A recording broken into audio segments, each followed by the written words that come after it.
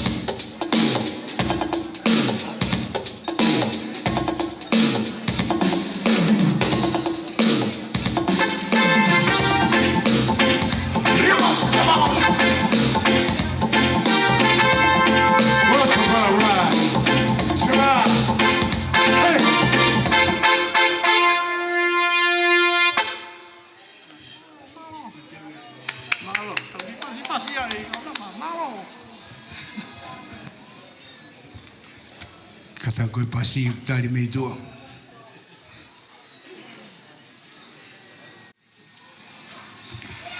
Sai ko kole ke tau kamata ko mauloloa ko to mui e tau kamata.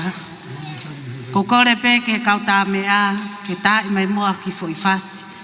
Kai mea mai ai fahu pehe ke kau fai whekau ke nau taritari e tahine fai aho e aho ni ma whanga moko puna koto. Malo teacher.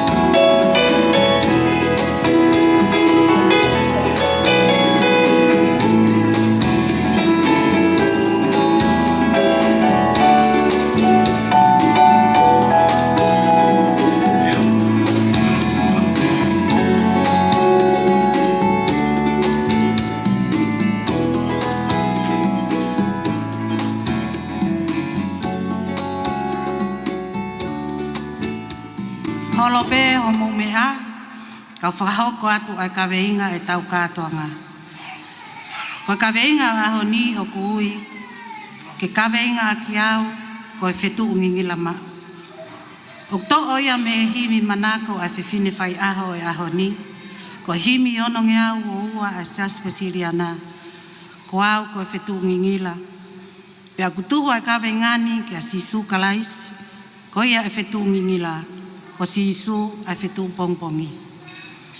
Ladies and gentlemen, our theme for the day is taken from Mom Ailani's favorite hymn, number 622, which points to the Lord Jesus in Revelation 22:16. Jesus said to John, I, Jesus, have sent my angel to give you this testimony for the churches. I am the root and the offspring of David, and the bright and the morning star. May it be the subject and the theme of our day. Te tauhoko atu lewa ki hono tātari a tahine whai aho o e aho ni. Pea ka taki ai whai whekau Reverend Daniela Pakleata. Ko osi pe alava mai a whanonga e tahine whai aho mo e whanga mogo puna pe aho katai pe ke he lotu I ahono aho. Ladies and gentlemen, can we all please stand and welcome the birthday girl today, Mukata ki o mea ki o lunga. Malo.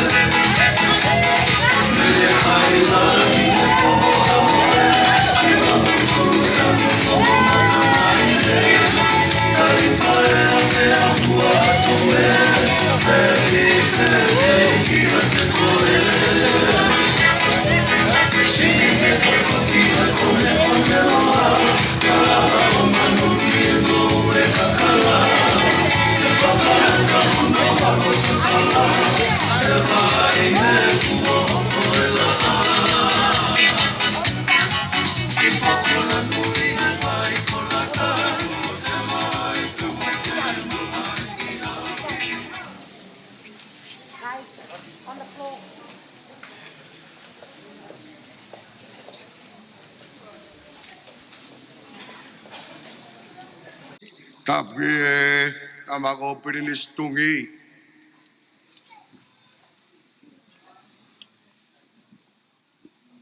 Tapi mohulam lame.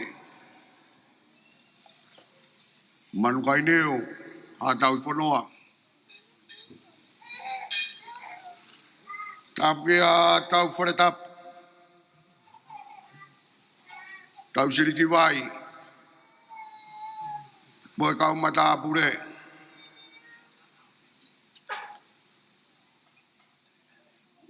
Tapi tandai fai kau pure. Vai ngangau e fai fo. Kau mai kau kakilot ko to pe ko tau te fua. I malu e fare ko ini. Tapi fahu.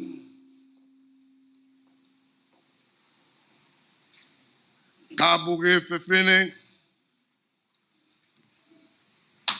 O Mele Katiloka Ailani Lolohea. O makadungai tau whakatahamai. Ko e au sia ai hiwanga fulu mata, ai whanonga ai whita, o au si ai e aho koeni.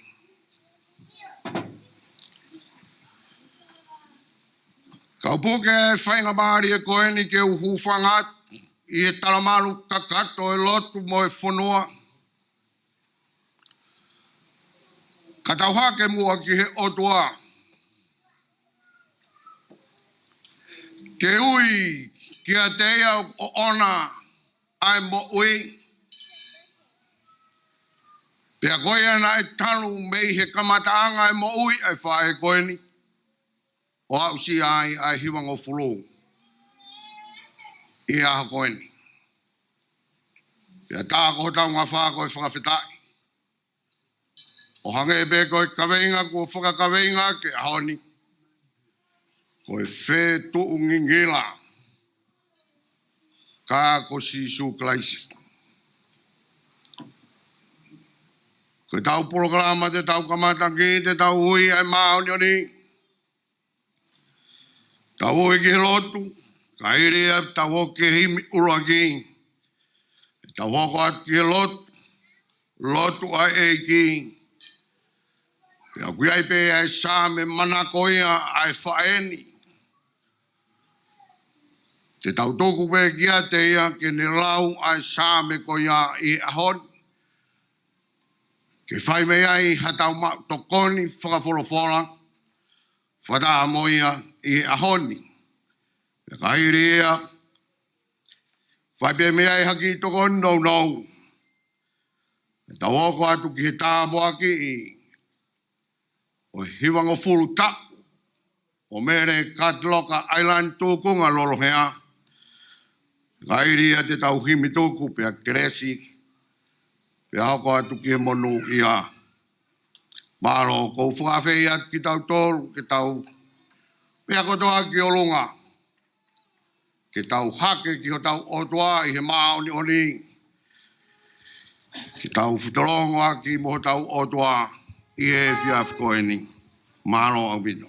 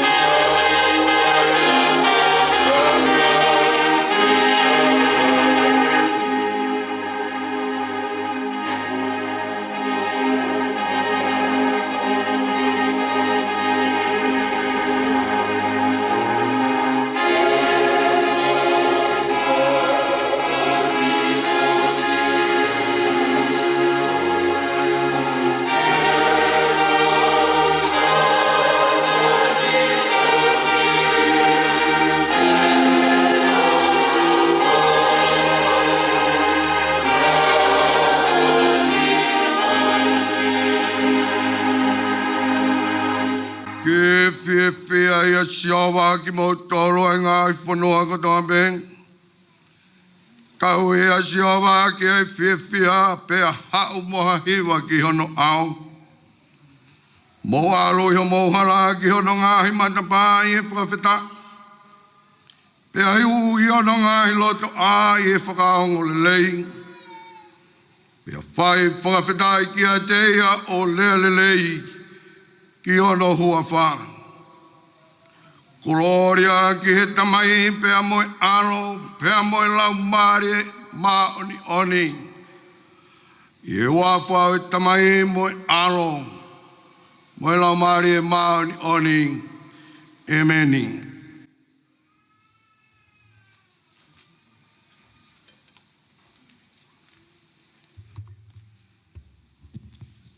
Koe whalawhalahimi te tau kamata ke tau kātoanga whiwhia. Koe ono nge au ua ua himi, ono ua ua. Koe whetu u ngingi lau, koe whetu u ngingi la mau. Au kune nefu whanua kotoa, koe pehe ai pe hoki ngoa. Ke kawenga aki au, koe whetu u ngingi la mau. Si i whetu, toki whetu, koe whetu u ngingi la mau.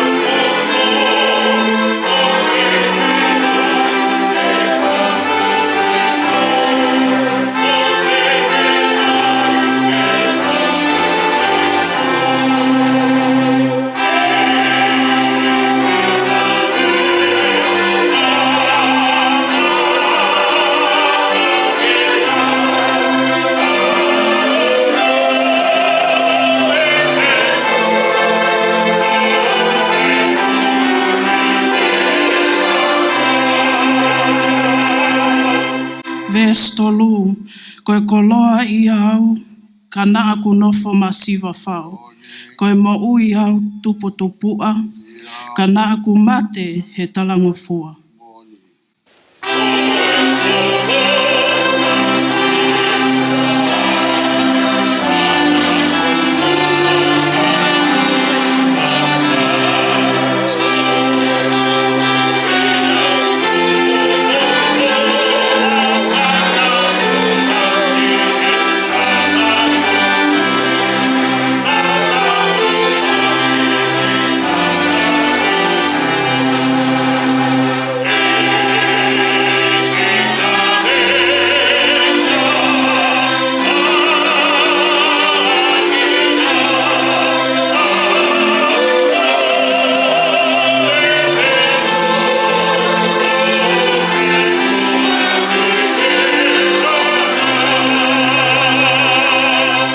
Ves whakaosi, koe le leu neu ngau e ki ai, koe le lei pe ai kakai. Koe halanga folau pe ia, ki he whonua o e monu ia.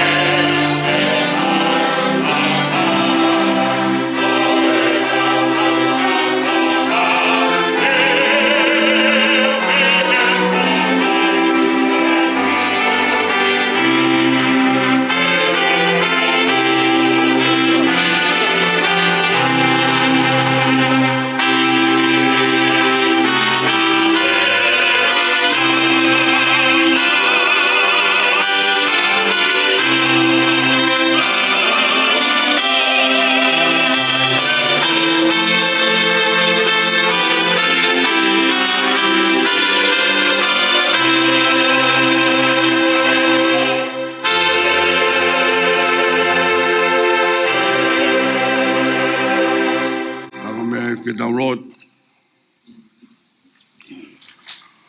Tala tuku whakaholo, o ngā i ho whorofora.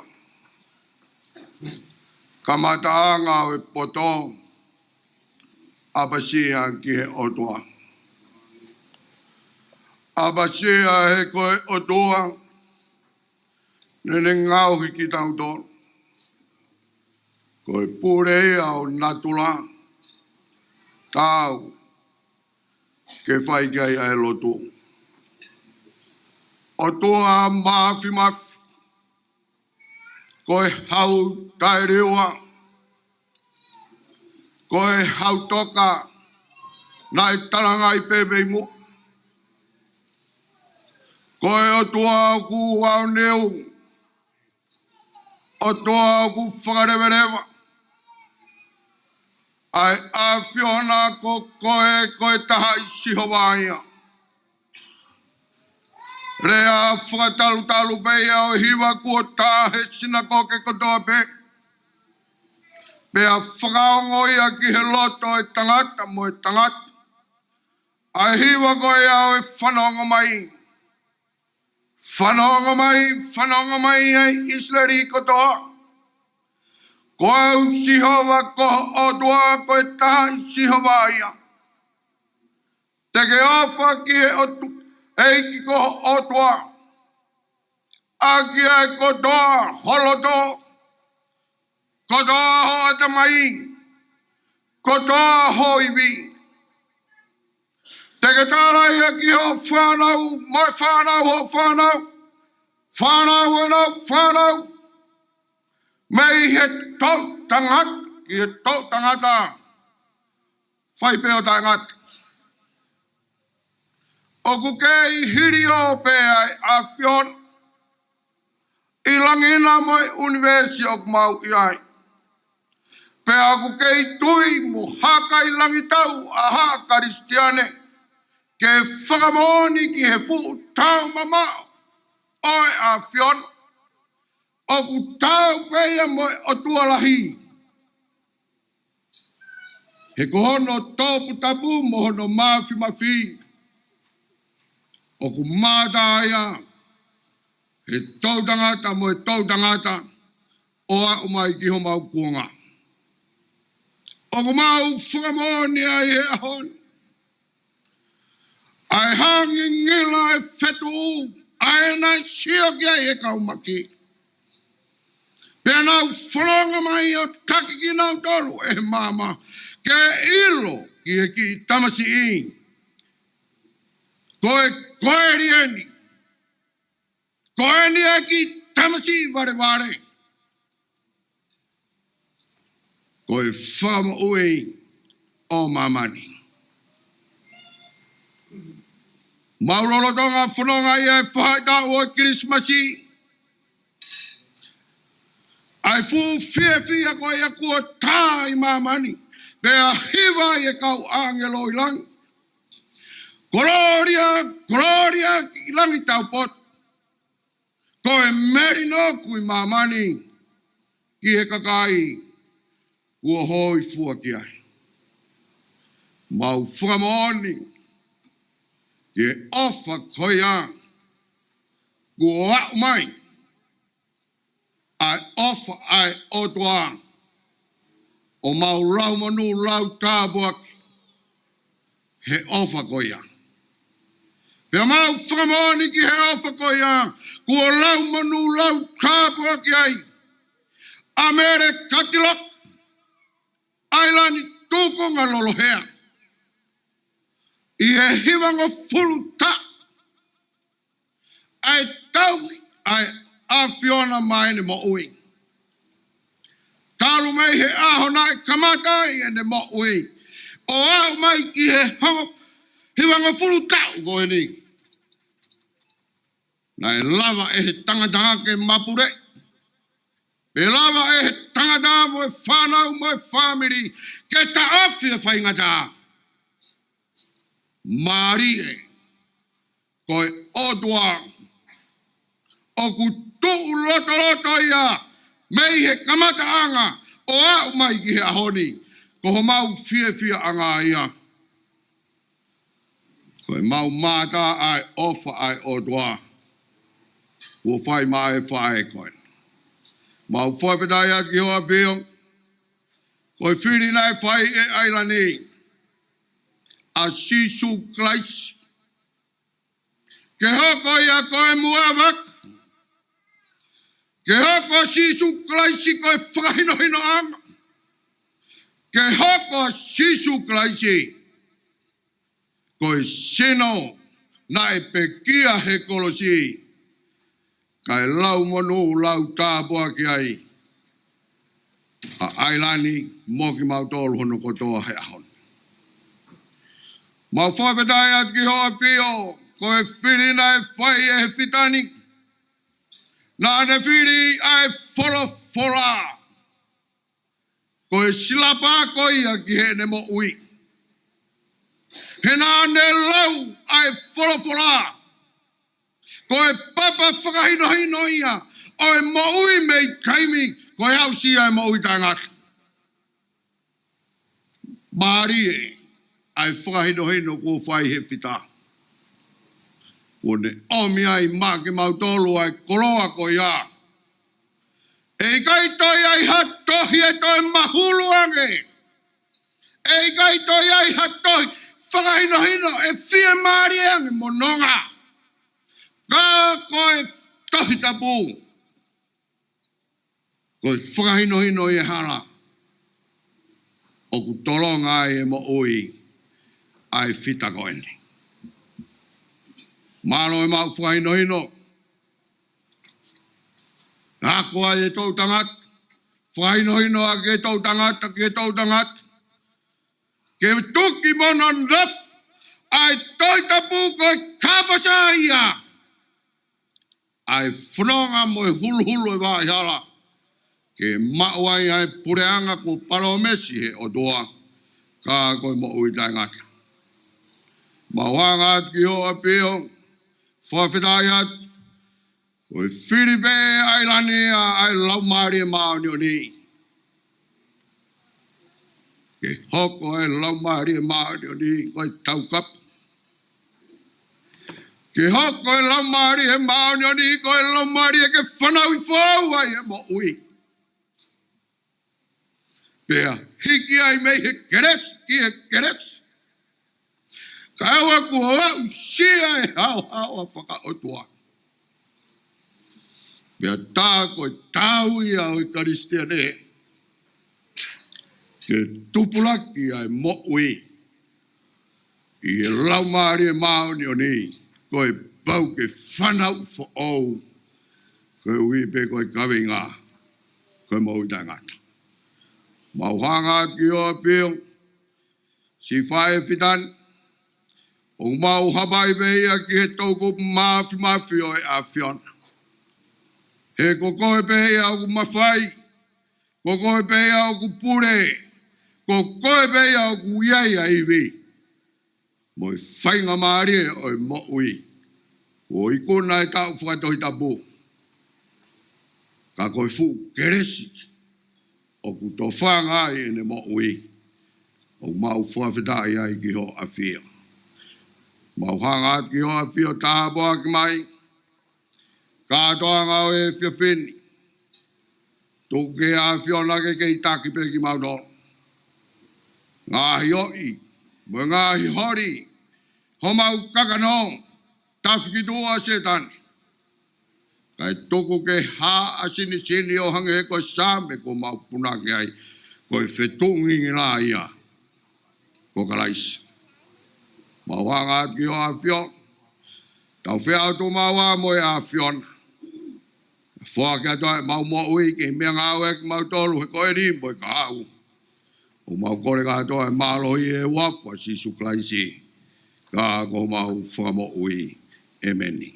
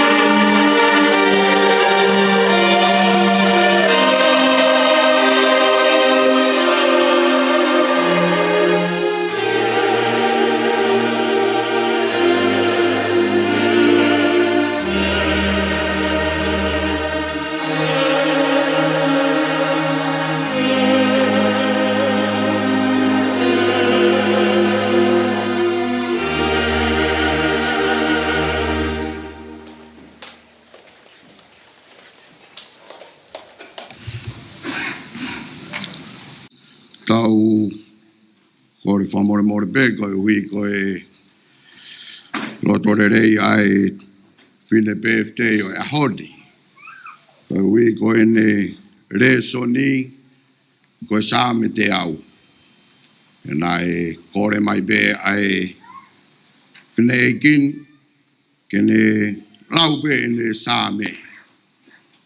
Ke a kou whawhitai ki o tuai. Tau tuanga pe ki a Ailani ke ne lau e ne resoni mana ko maki tau tolu i e fia fini. Maro. Te urea bebe.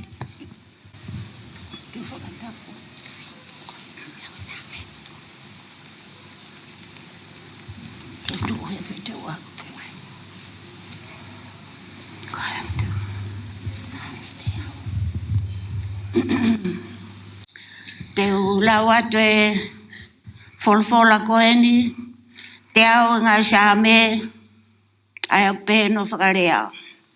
Mō mawawa ke o tua e, ai ngai whanua kotoa pē, tau he ashova ak e whewhia, hū, te hono au, moi kai kaila. E, ke mō ilo mua, ko si hova pē ko o tua. Ko ia nane ngau ki taua, pēa ko ki taua, ok o ona. Io, ko e kakaya ana, ko e sipi, ok ne whawhaka. Hū hono ngahi matapā whawheta, hū hono ngahi loto a, mo hono hiwa. Io, mo sani pēia, whakamalo ki hono huawha. He ukulele a sihova, ok tolonga, pēa tuu mao, e ne fuakawa. Me he tō tangata, me tō tangata, amen. Te uwhaiat me ki hiwa koen. Koe toi tapu, koe ka pasa, ia o e tau whalau. Koe ia pe, ale no ka pe amo e u. Ngau e ati ai toini, i e hoa o e mo uini.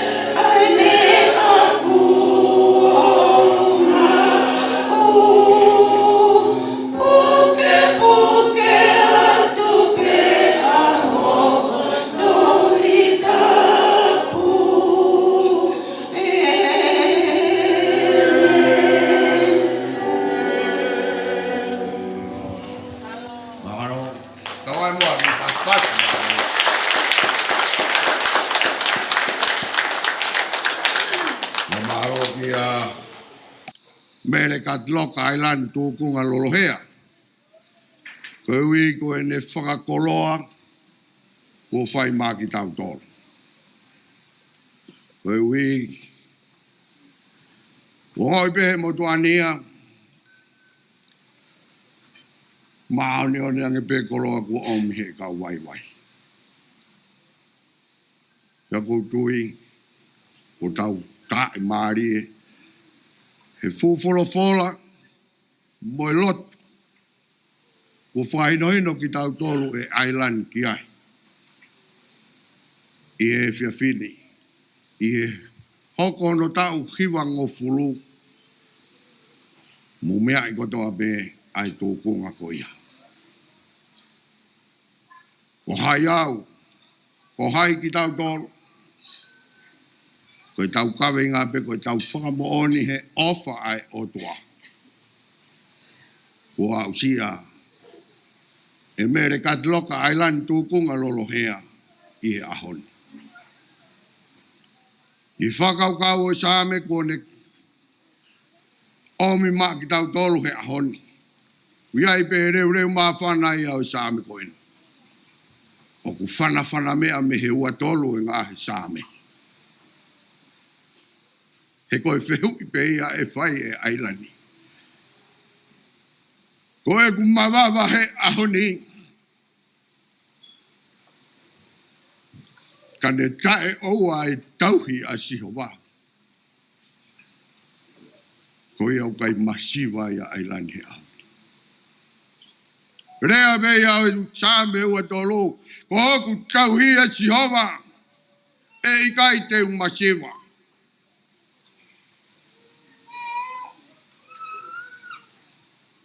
Ei e te au e ngahi sā me koe fu mawawa ko ha fu wiwi. Mo ha fu malohi kua hifo me langi. Koe loto e whakawhetai.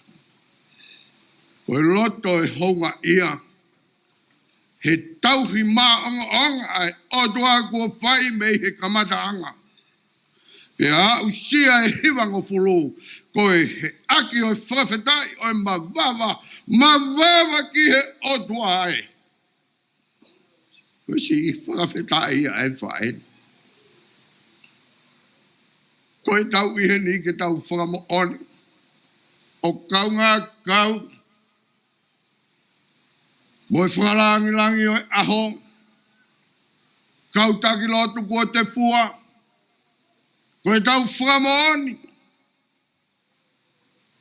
Ki he fuwhi e whia kua mau e Ailani he ahoni. I he au sia hono tau hiwango fulu. Nā ne rea pe ko hoku tau hipe a Sihova. Ei kai te umasiwa. Ahoni mawawa ki he otua. Whamatala kotoa me ia he sāmi te au he ahoni. Ko e loto kua whanu I he whawheta. I he ene au sia. Ai tauhi ofa ai otua. O awai ki he hiwango fulu e tau. E tau pea mo tau toru ke tau whawhkai ai ki he otua mafi I he ahoni.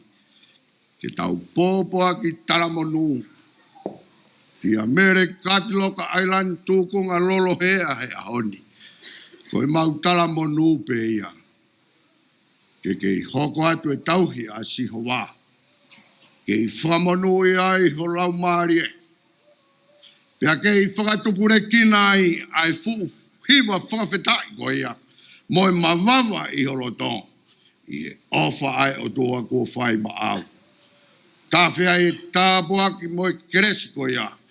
O lawe ai whanau. Lawe ai e whamiri.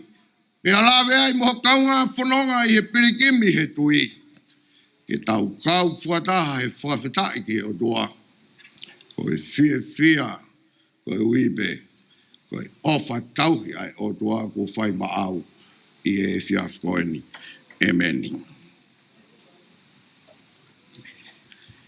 Tau hoko atu ki e porkalama koe ni, whawhi atu e kau tātai whaifkau.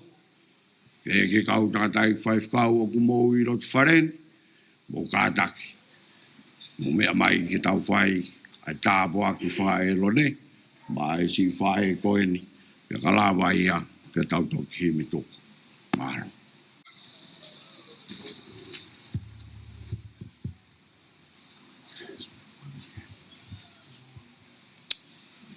E o toa mafi. Koe aho pe o e malari. Koe aho e whawheta. Kau whakataha pe mangahi lotu kua mua ki. I he whia mo e whakawheta I o e aho whakoloa koe ni. Koe hui koe whae whita koe ni. Mo e tau hivango fulu o e ofa ai afiona. Hivango fulu o e fai totonu ai afiona. Hivango fulu o e fai mesi ai afiona.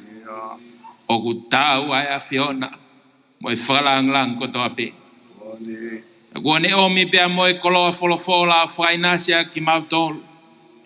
Ko e tala loto ia si ono lau maari e he ahu koeni. Ai tala loto mo ui o kune whai ki he afiona. Ko e whetu ngingila ono loto mo no lau maari. Keke kawenga aki au. Ko e whetu ngingila ma. Ko e whetu ia hopo i he lau maari e whae fita koeni. Mau he ni ai mo e whai whikau pule. O e wahenga ka e maafo ke kau whai whikau. Ke kau whataha. Pea mo e whahu ka e umaa. Ai tokotaha ko ona e ahoni. Whawhetai e tāpua ke whai. Ma Mele Katiloka Ailani Lolohea. Ko rea ia ku whai he ahoni ko e whawhetai pe ke ho awhia. Mau hapai atu ai whae fitani ke afiona.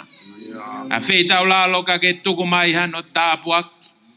No whamanu ia e whanonga o ene mo ui. Ke tāpuaki mai ko e sihova mo ne tauhi. Ke whaulo mai e sihova no fofonga ke te koe mo ne alo o wha. Ke hangai fofonga mai e sihova ke te koe mo ne oatu ai merino. Ko e lotu ia ku mau hapai atu e hoa koe ni. I he wafa pe o sisu kalais ko alo ko mau whamui. Amen. Alo koe pa.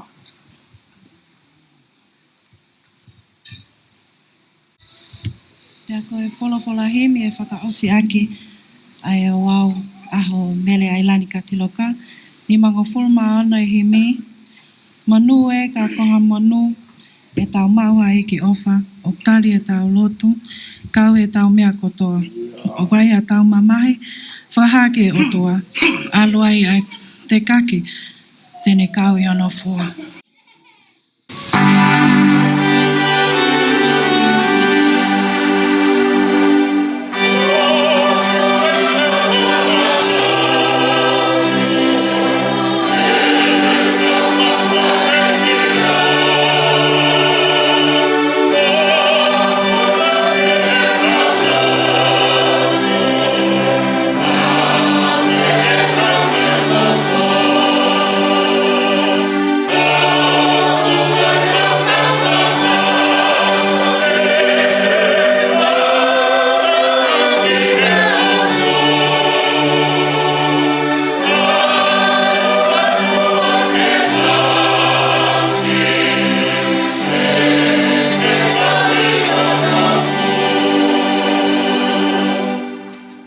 Ko e tau kawenga ia, e tau mawhasia e.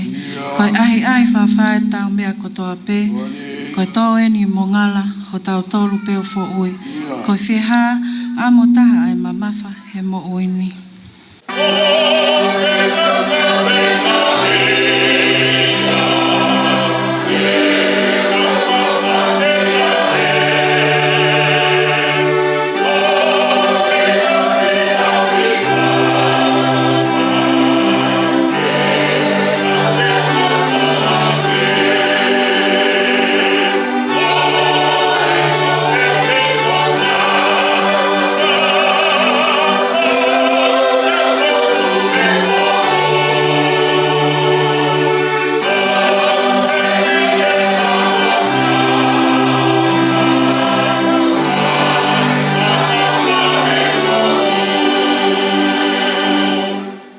Kane ave ke eiki, se o ngahi fu mo ua, tene ala pe o hiki, hiri whaki hono uma, tene toho pe ke ofi, hau pe hono maa, tu to tonu o maa lohi whaingofua, ai whaingataka.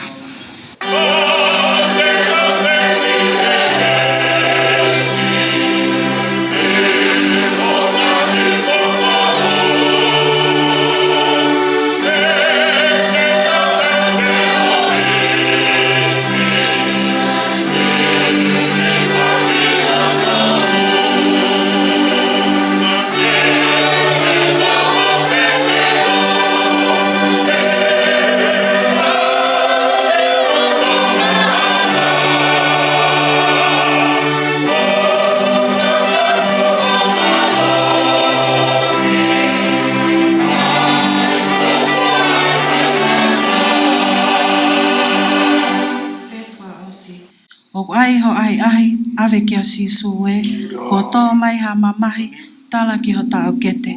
Ko ho tō tangata, hena, o ko taritari a ke ne fua ho ka venga, whakaai ho mawhasia. Amen.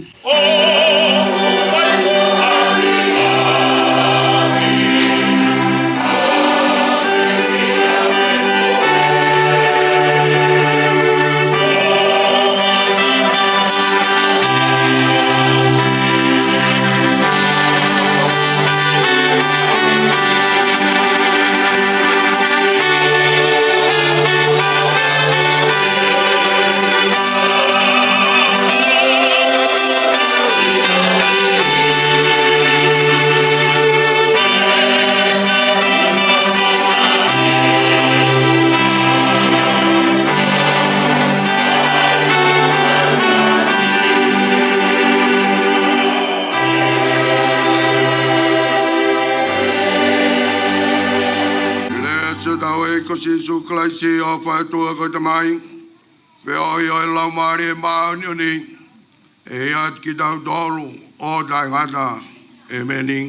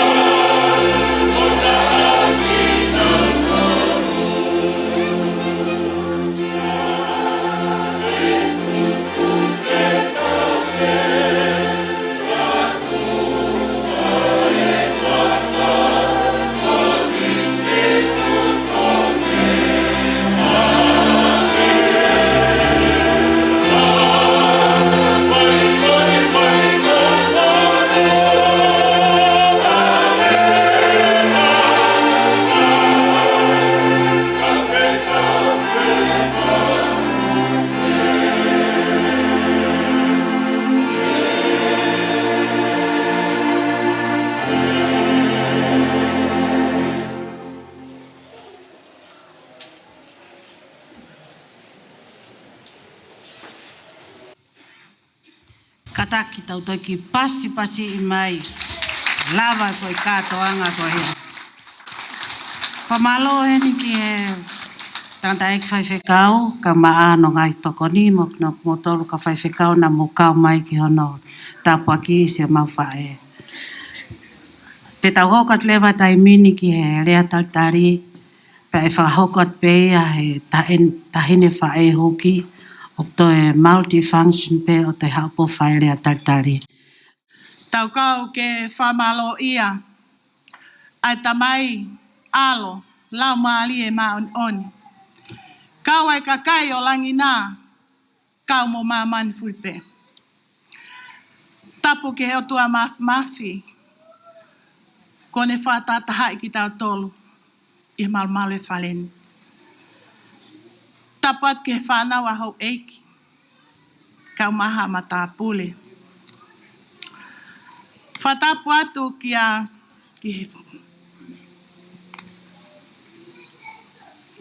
whaife kau pule o wahenga. Daniela Pagliata, Pensimantonga, Silala, kau maaha taula eiki. Ko nau whai aho no tuku e koloa, o whewhine e aho i aho koeni. Tapat ki he whamili, te moi kai ngā kotoa. Tapat ki he maheni, moi kau ngā mea kotoa pē.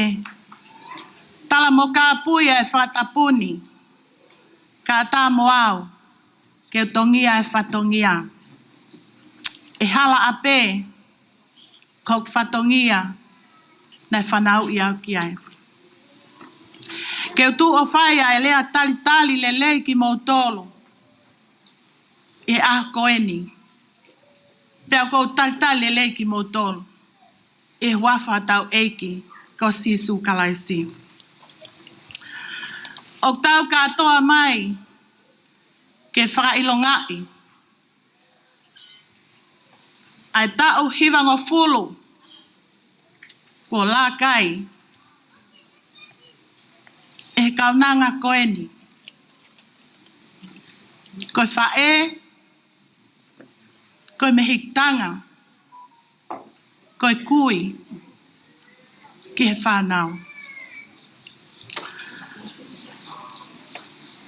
ko tau hiwanga fulu ko ua ia o ngu whawhetai ke o tua mafi ko ne whakakoloa koe Mele Katiloka Ailani Lolohea ke mau fia pia mau pata i ahu koe ni whamalo atu ke ngahi tuunga kotoa ko taulo nuku i he malu e whaleni ko Ailani Lolohea ko mo mea i kotoa pe ko whanau tama ia ai hostea pe me fua motu wisae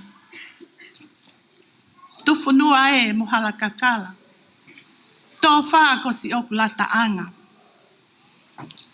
ko vai ko lata ai au e ngalo nai a fe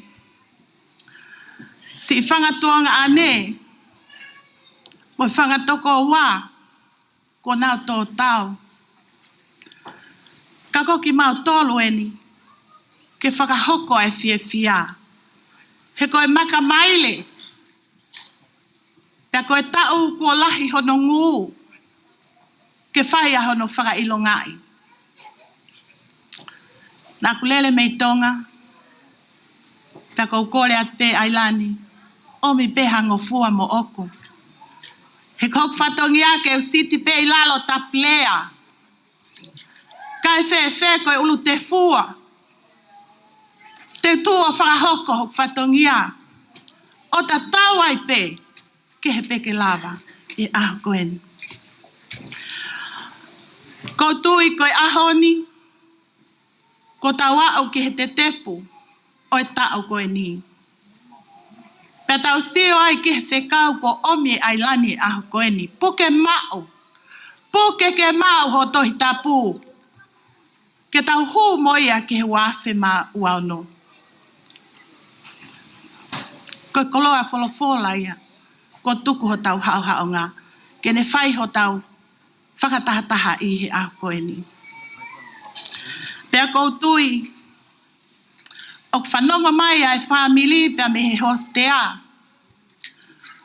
ok mau kau ngā fia kotoa pe ke mau tuu o whai e whatongia koeni ke mahino ko e lose eni o api ko teke tua pia me he vai ko latai mau whawhetai pe ke o tua mafi i hono whakatau lama mai e tau mo'ui pia tau au sia e ah koeni isa na aku whakaloloa kai tuku mua ke whaosi aki ai ki lea talitali o ah koeni ai si pinga ko whakahaa na tau toksi tu a me ai ai hifu aki o e meli no ko si pinga ia o e mo'ui ko e whakaaki ak mui whawhetai ko e koloa ia ko tohe ah koeni me he kau whai whekau o whai ake hano tapu e kina Mele Ailani Katiloka Lolohea pa ko tau kakato mai ai ngahi tuunga whale ko toa pe o iai hona o whafofonga heni kai tuku mua ke hufanga atu tu au whatu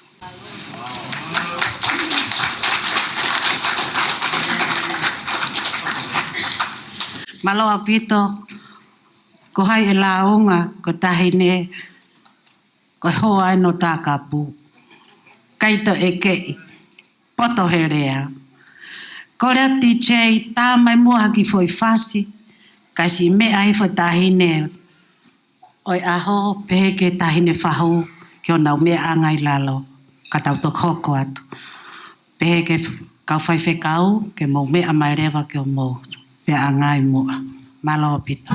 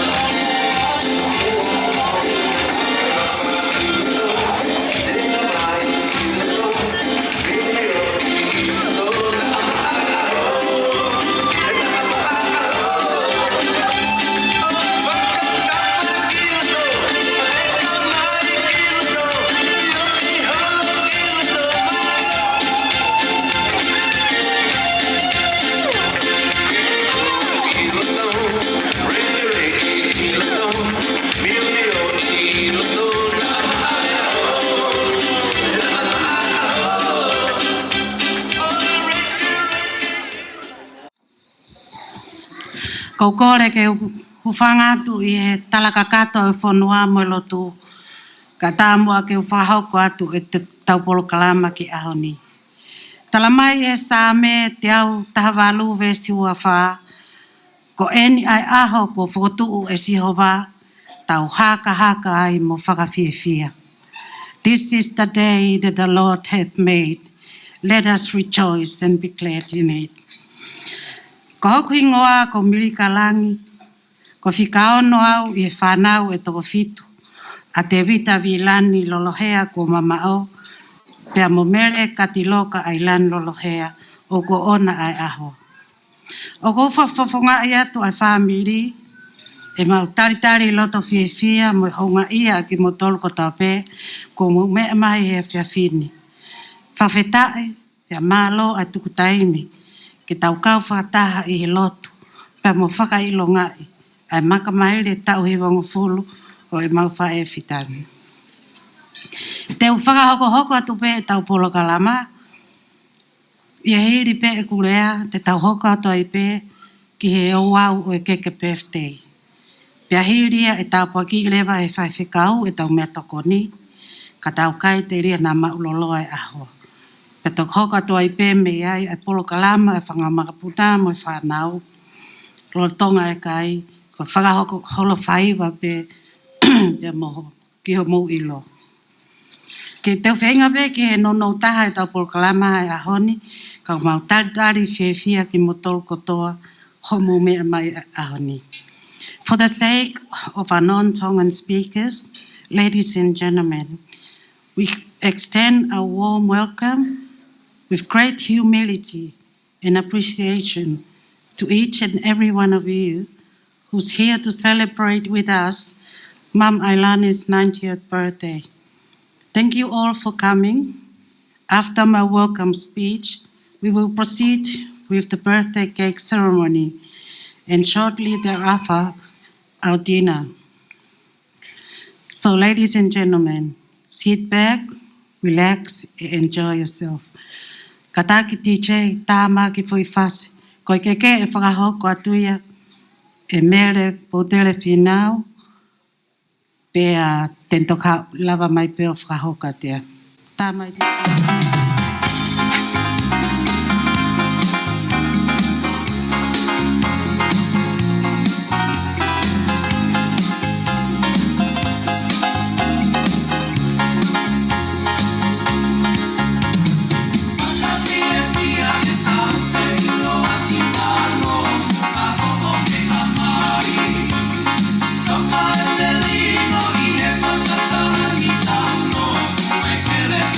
Thank you.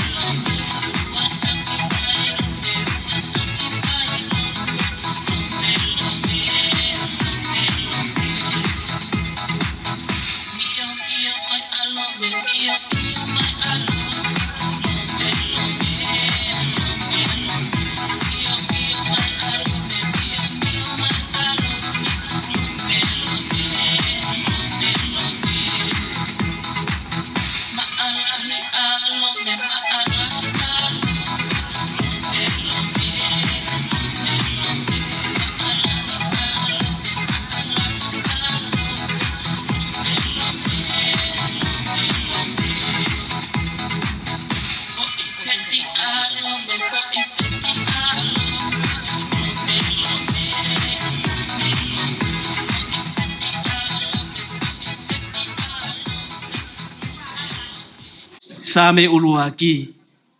Monu ia ka koe tangata koe. O kai fou he whakaukau e whakaotua mate. O kai tu e hala e kau whai kovi. Pe nofo anga haa manu ki. Ka koe lao a siho wā. O kune whaka lau loto ai he aho. Pea moe po. Koe whiawhia anga ia. Ai whanau. Ailani. Mele Katiloka Ailani Tukunga Lolohea. Koe tarilotu ai eiki. O ku whamo o nia he aha koeni. Whawhetai. Koe pehe te tau noa. Ai whakamalo. Ke o tua. He koe ahoni.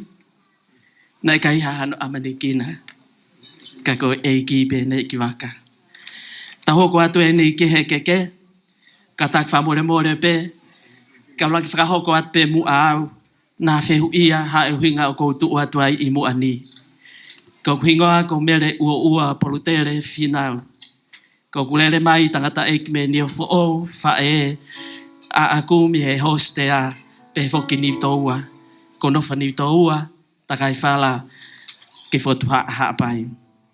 Ta ko hen pe mo hoa ma ki whanau pe fok me tangata eki fai whekau pe mo ene kau mui folau. Ko i whiawhia tu ka ko a whiawhia. Ia te au ke si whanau a Mele Katiloka Ailani Lolohea. Ke ulele mai o whai ai whatongia ko eni. Ke he kui ko eni. Ko so maiata mo ana nane whanau e toko tolu. Ko kite maria ki na kolo mele siu mo ana peke a tukunga. Ko tukunga whanau ia e toko walu. Ko lahi tahai, ko latai. Ko latai, whanau e toko fitu. Ko whika tolu wai a ek whine eiki. Pero hinga ia ek tu heni. Ko mele siumo ana whanau e toko tolu. Taha whine pe iai ko ilaisane whakakuata to akalau. Ko hono o whine eni o ku whahu. Ko ia ai whafofonga o e mehektanga mo oni. Ka koe moko puna ia o mele siumo ana. Ko whakawhihok taki pea ki mautolu, ai whahu, pe wheke te au, pa poe whine e ahoni. O mau whiawhia pe, sandalina, ni ango ukai ke hen, mele torikaki, siwa moana, maake, mosiana, mirika mo fuikawa. Mau kau kotoha pe, he whiawhia e ahoni, honga ia pe, i he taloto hai eiki, pe ke kau taula eiki, kau hiko e tauhi, whakalau maari e aku whai, ke kui ko eni. Ke matoa harea whe unga, pe hange koe whakafofonga e honga ia o e whiawhiko eni, hei kai lava ke whakakakato aki, ai honga hei loto e whanau ko eni. Pe mautolu whangamotu mna, koe tau hima noa, hange pe ko mea aki, he laki mo aki rea, koe tau ia, tātai ta heilu pe te wau ki ai, heilu pe au ki ai hei whanau, ka oku ne omi, ai tala loto, sa me uruaki, na ku lau hea koe ni, koe monu ia ia, oku ne whakalau loto hei wholofola, hange pe aku ne vai mai. Ka tau hok ngā loa, ka tuku pe mua ke tau hoko atu ki he keke, ko kore atu pe heni ke aloni, pe whauke tahene pe ftei, ka tā ke o mo mea mai ki mua, ki he kai puhi e tau keke.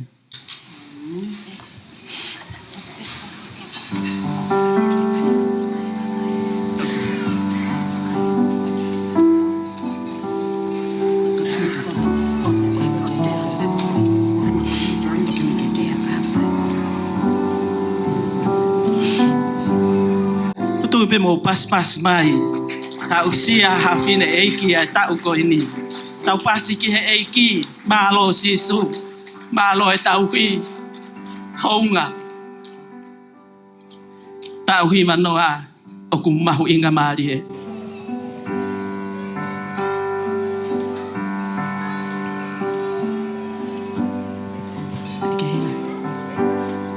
Happy birthday to you.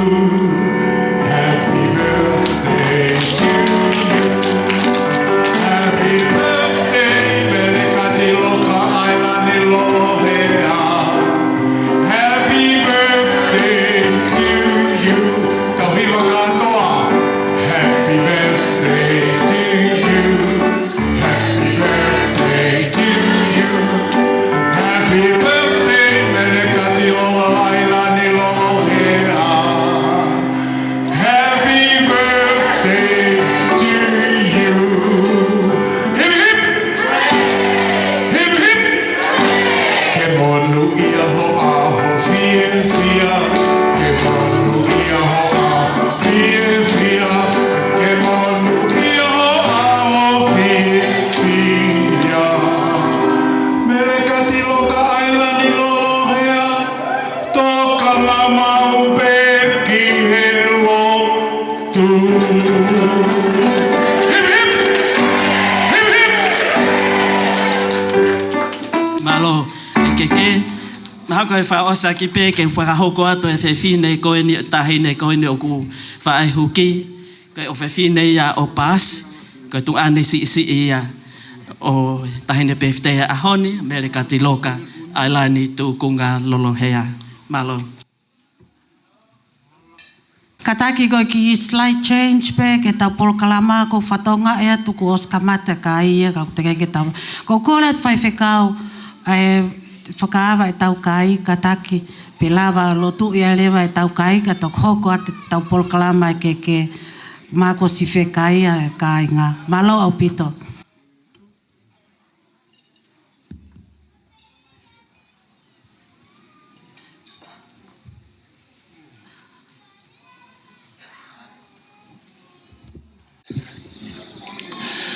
I tau whi tau kai ka tau lot pa tau tuki to heo atu. I tau lot o doa mafu ko koe mau tamai te ngata hea Fiona. Whawhitai lai ho mau lau maari i whia whipa mono whakoloa. Mau mamata ki he tau ki ai a Fiona. Pea moe koloa fungani ai a Fiona. Uku funga aorai ai whiwhine. Ka koe whae whita uku ana ai aho mau iai. O mau whawhita i atu ko ia koe ngahi matai koloa, o mau inasi ai pia mi ho fora. O e ni ai mea ofa ko tokonaki, pia teu e ho family, ko ia koe si ka inga ofa ko afe mai. Ia ha ilo mea e tahine whahu, e hege kauta nai whawhikau, e wau lawe ai moki mau tolu honu koto ape, whamalohi ia mau sino, ia liliu ia koe fufunga iwi, mau ai hamalo, ko ia koe ngahi ngā whawhatongi ia koe tau pēu hanganaki mai pia me ka hau. Tāpoi kina mai moa ki rau tolu koe tau pēu ko whola nima, whafonga moa fia o e fiaf koen, ko ia koe ahopa mono whakoloa. Ia ka laisi pē ko alo, ka ko mau whakamo ui. Amen.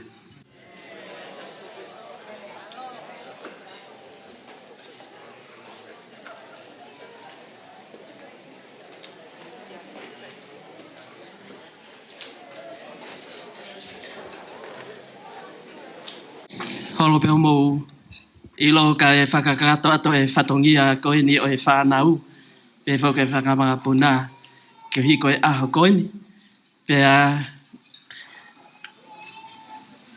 koe koloa ia ke whanau homo mea i heni. Ahia koe iau wau o i keke.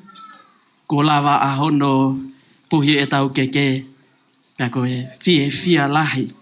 Mele Katiloka Ailani tau hiva noa kei lava pe o lue lelei o pea te lava pe o puhi ene keke kei mau pe ene ves lau loto pea mau pe po ene hiva koe keke olo aki koe keke ia o e whahu o kuhike aki ia ke ato kase havea. O kuhike akia ai tangotu anga o ku teu katoa peheni. Ka tangotu anga o e whewhine peftea a koini. Koe whara paongo ua noa. Launima Moi fiu fat fa. O atu fata haia mo tu anga keke. Koi fala fihu. Toka wanoa. Kato teu. Moi mea palangi pe. Pea moi sila. Toka keke hoku hiki akia. Ai fihu. Fito hongo fulu. Hongo fulu valu.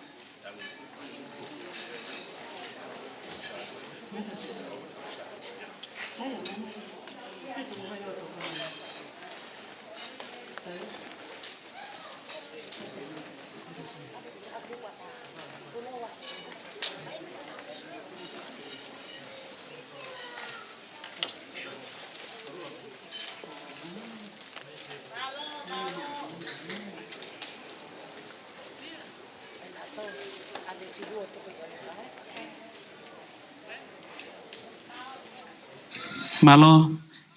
Koi keke hono wa. Agua ia honga mo oni. Ke fai fe kau pe. Tupu hake pe whakataha. Pa mai tahine pe fteo e ahoni. Koi fai fe kau pule. Whawheta iki he eiki. Kolo au e ahoni. Ke ni tangata e o tua. Kau hipe. Koi mahu inga. Ai o tua mo ni tari lotu. Hike ake keke hono wa. Tangata eiki fai fe kau. Taniela pakleata. Me he hostea. Ka koe fai fe kau pule ia. Hike ake ia. Ai fala wanoa. Paongo fala paongo wanoa. Launima. Fihu fatfa. Kato teu. Mo mea palangi. Ka koe keke. O kuhika ake konga kie. Pita hongo fulu. Ia fek mohono sila. O kuhonga fai fe kau. Ai kinga kohe eki.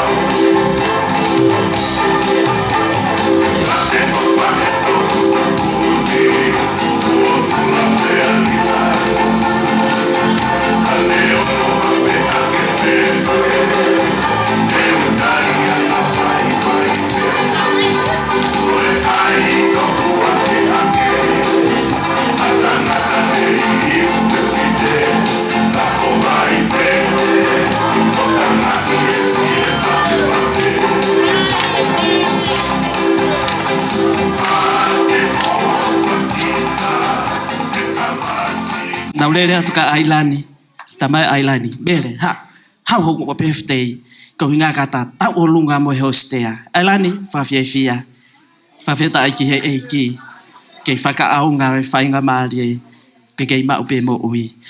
Hoko atu ai hounga ai whanau ko hiko e ahoni mo e whine ki koeni.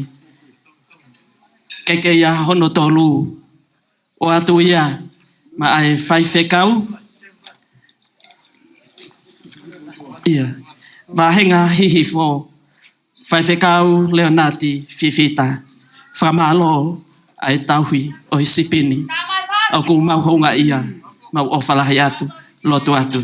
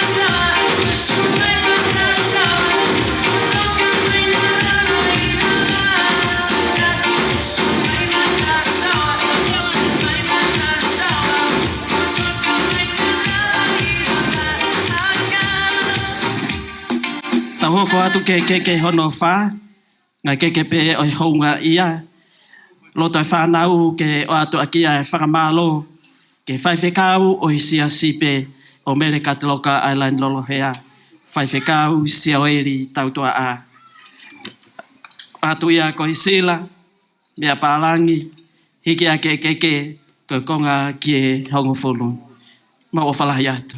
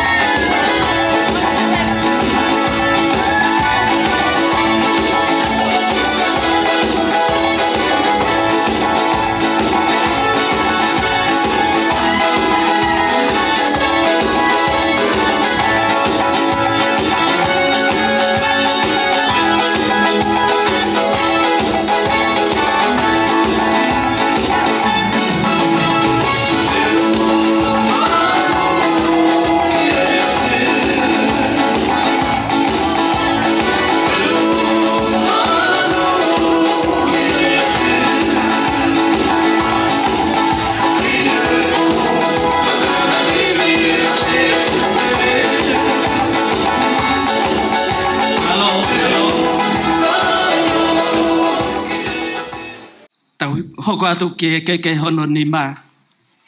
Ke o atu pe ai honga ia. Ke whaiwhekau e kolo tapu. Whaiwhekau tonga lavalo. Atu aki ai sila. Mea pālangi. Hika ke ai konga ki honga folu. Mau o whaatu. Mo e whakamalo.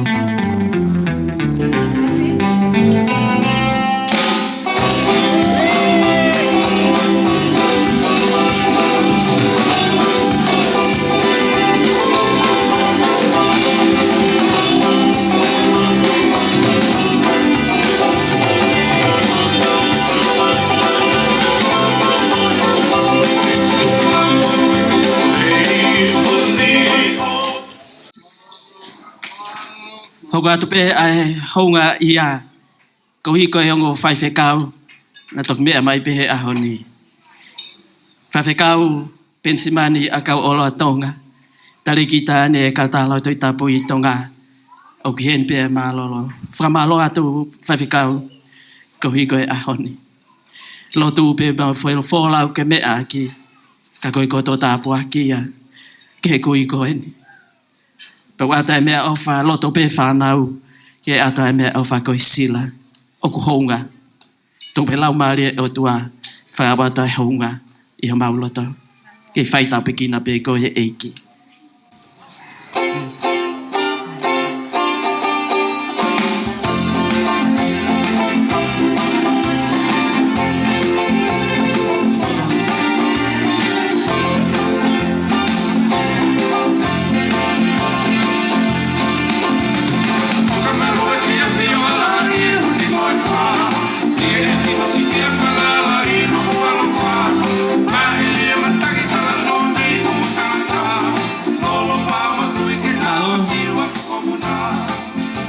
koe sila pangalangi wha o si fuaki a heni mau kuhoa Chaplain Reverend Simote Finau whawhekau he Navy Australia ni malo pe whakahonga o ko whai na kai uhinga ke maurere mai ko toi whakawenga ka kura lau tāpuaki ka tangata ai e ki o kuna wo mi pe ko hi ko aho ko ni o mau o fala ya tu ka whai whikau aho ko ni aho yo ku mau inga ke o mi pe e ki ai mo ui ko ni ai to ta ke toi pe to ta me a whakawhiawhia ko tari loto ai eiki. Maloi hufia, ke hoko atu pe loto hufia, ke whine eiki koene.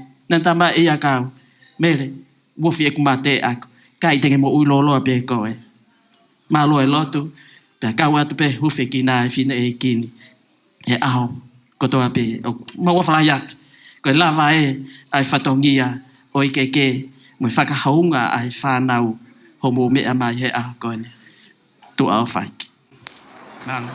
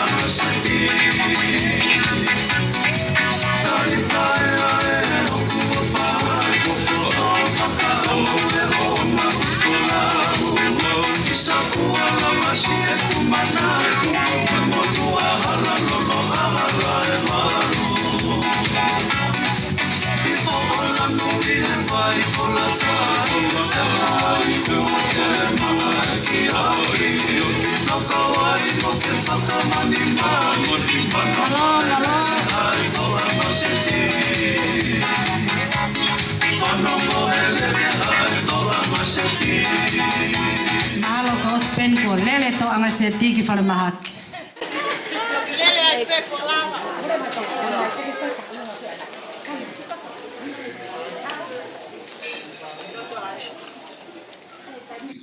Kataki ka tau hoko tai pē ke polokalama whakame ite o aho. Ka ospeu ki whakahoha a, ko kore atu, ke whakaawa mai e tau olunga e tahine whahau. Ko toa kase, pua havea. Osia pia hoko mai ki ai, talunga tahine birthday. Pia oskapa tau hoko atu ke ngahi tuunga whare o toko fitu. Ko kore atu, ka pau ku iai ha mo mawhana, pe ko harea mawhana, po ka ki tau olunga mawhana, mo ka tak whakahoko mai pe, whenga pe ke whakahoko tau ki polokalama ko mauloloha na tau ki kamata tō mui. Tā mai ha ki fasti che ka lava mai whahu, whakaawa e tau dance floor, malo apito.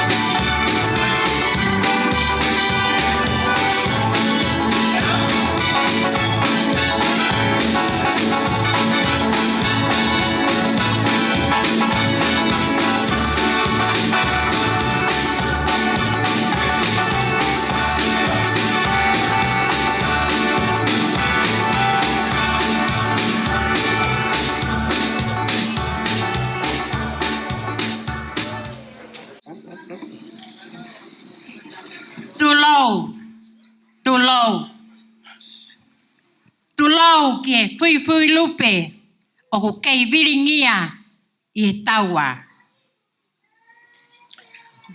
O kole ke hufanga he ngahi tala whakapa-apa kotoa pe ne kamata aki ai katoa ngani. Koe aho eni o e fia mo e maalali mo e hounga ia ke tau whakawhetai pea tau whakawhetai. Ki he tui o e langi mo mamani. He kua iai ha whetu ngingila I e whamiri. Whakataha mo ono alo I mai ai pirinisi o e merino. Ke mamangi ai whamiri kotoa. Whakamalo atu tahine Mele Katiloka Ailani Lolohea. O kawango I tai malie lahi I he eku maui I ho ofa. Whakamalo atu I he tala katoanga eiki na ake whakahoko mai. I kai teke lau hoku masiva. I kai teke lau a I kai te umau hamea. Ka aku whanu haku loto I he fia. Whakamalo atu hokei manatu ki whai toka. Peko haitene toi ekea. Whakamalo atu he whakalangi. Woke whakahaki mamani. Peke ilo he sola mo e vulangi kotoa. Kana ke olunga I he kaliloa. Oke manatui fuoloa iau. Pe au kui kai teke whakangaloki iau. Pea kua vale ai hokuloto. Mole ai whakakau lelei. Hohori e loto. Ke mea teu fotu mai aki. Ke u whakahounga ia. Ke tala kātonga eiki. Oku te lave ai I he ahoni. Isa. Tahine o oholei. Moe vaiko likisia.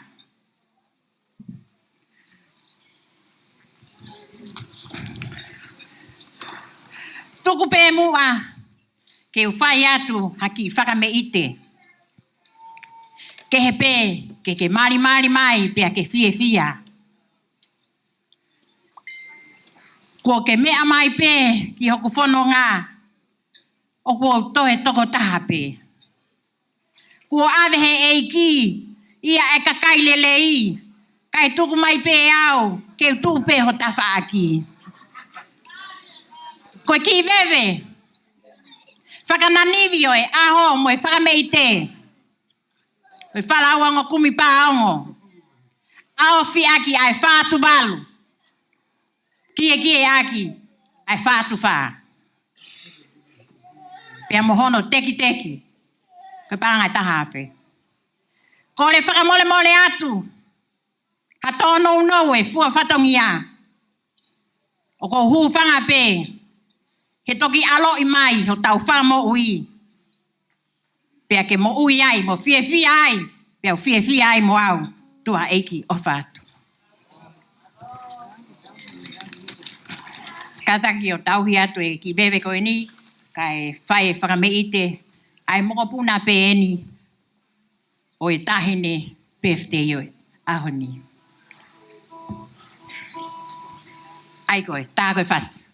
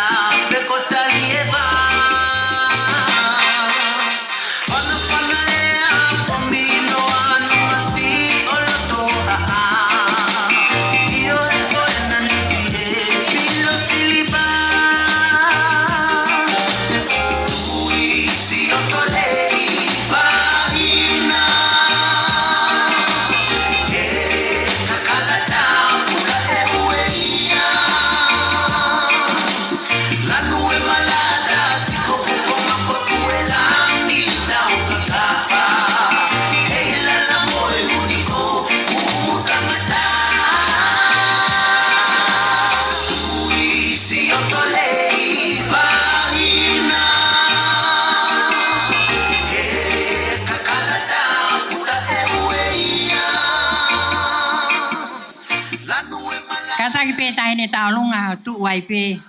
Ko le atu pe ki he tahine birthday me amai o hui ange tek ki e tahine taolunga. Maloa pito.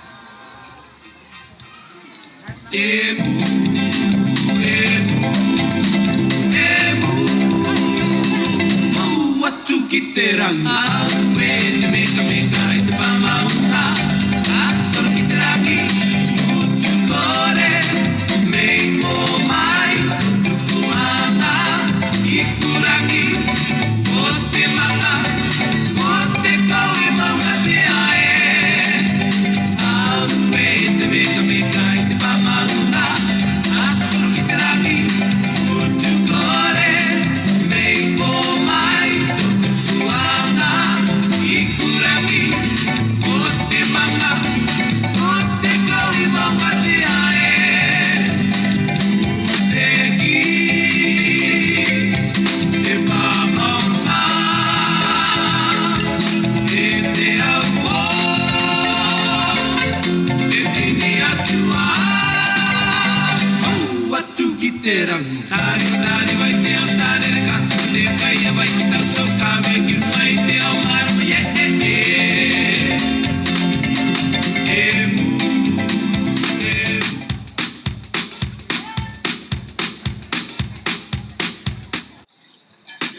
Malo o pito. Kataki kai holo peho mo ilo.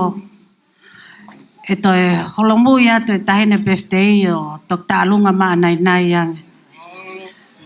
Kai whanawhana mai whahu o whi mau peke whahane ki lea whamalo. Ko te tau hokot lewa ke ki lea e whahu malo o pito. Ko kore ke u whanga heni. Ngai tu unga katoa peo ku whakatapua i hao whanga. Kai ata mua moi ki whine motu atu a koeni. I kai ke iaha lea ia, kai ke iaha kaweinga ia. Koe mau kaweinga pe i he ahoni mo e toenga o e whanau. Mau tu whata, koe whakaweta mo e fia i he ofa ai o tua. Ko mau ikuna pe mau kau whatahai mo e mau whae i he ahoni. Koe ki tala noa pe fie whae ki whae koe ni. Na mauturi mui he aho mo e po. E ngai sipinga, o ngai whaunga na ta e whae a mautoro. O tuku ke mau whanongai. Mone e tala noa sele mai a. Mai tolu, pes tolu. Mau sio pe mau wakai. Aho mo e po koe ui ai whae koe ni. Nane ilo, neo mo e whae ngata a. Ko pau ke tali mahi e o tua. Pea whakaha ke te ia ngahi mea lalahi mo whae ngata a. Ka ihe aho ni ko sio mata ia ki ai. Mau kau whataha hei fia. Whataha mo e mau whae. Pea mo ne tala noa e puna ke. Na mau to'o mea whakaofa.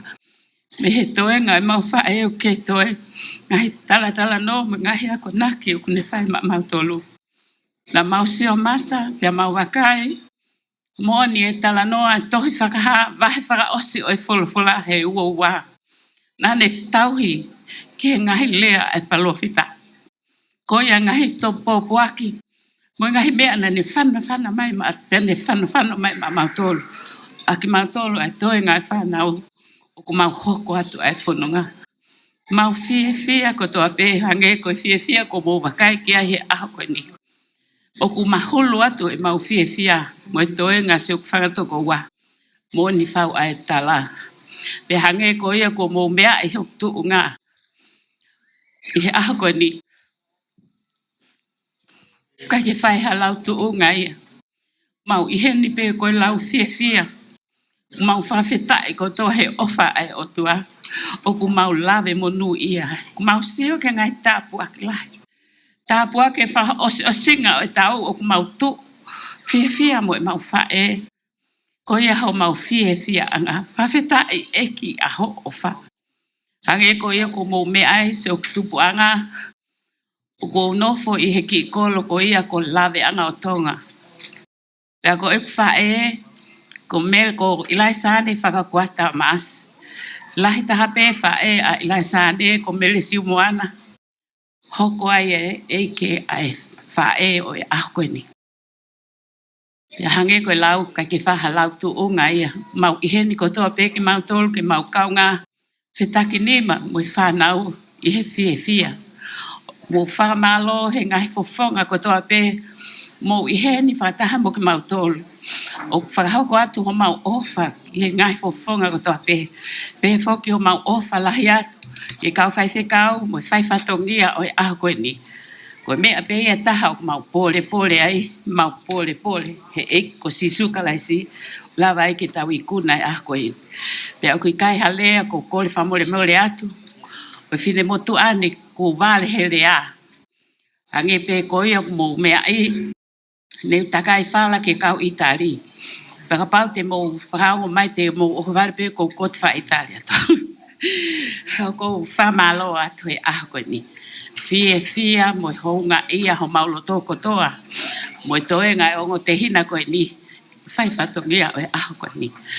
Ko kore whamole ko hiu kai ke mau poto he lea. Ka oku mahulu atu e mau fia. He ofa ai o tua u tau inasi ko toa ai. Amanaki ke tau hoko atu ke tau fo'ou. Mo e loto fia. Mo e hounga ia. E whainga maria kune kei tuku mai. Ho whakakoloa aki. Ai toko taha ko toa pe i malo e whale koe ni. Ko ia pe ki popo aki mo i tala monu atu. Ofa mo mau ha. Tau fo'ou monu ia. Fonu i he fia. Ofa lahi atu. Malo.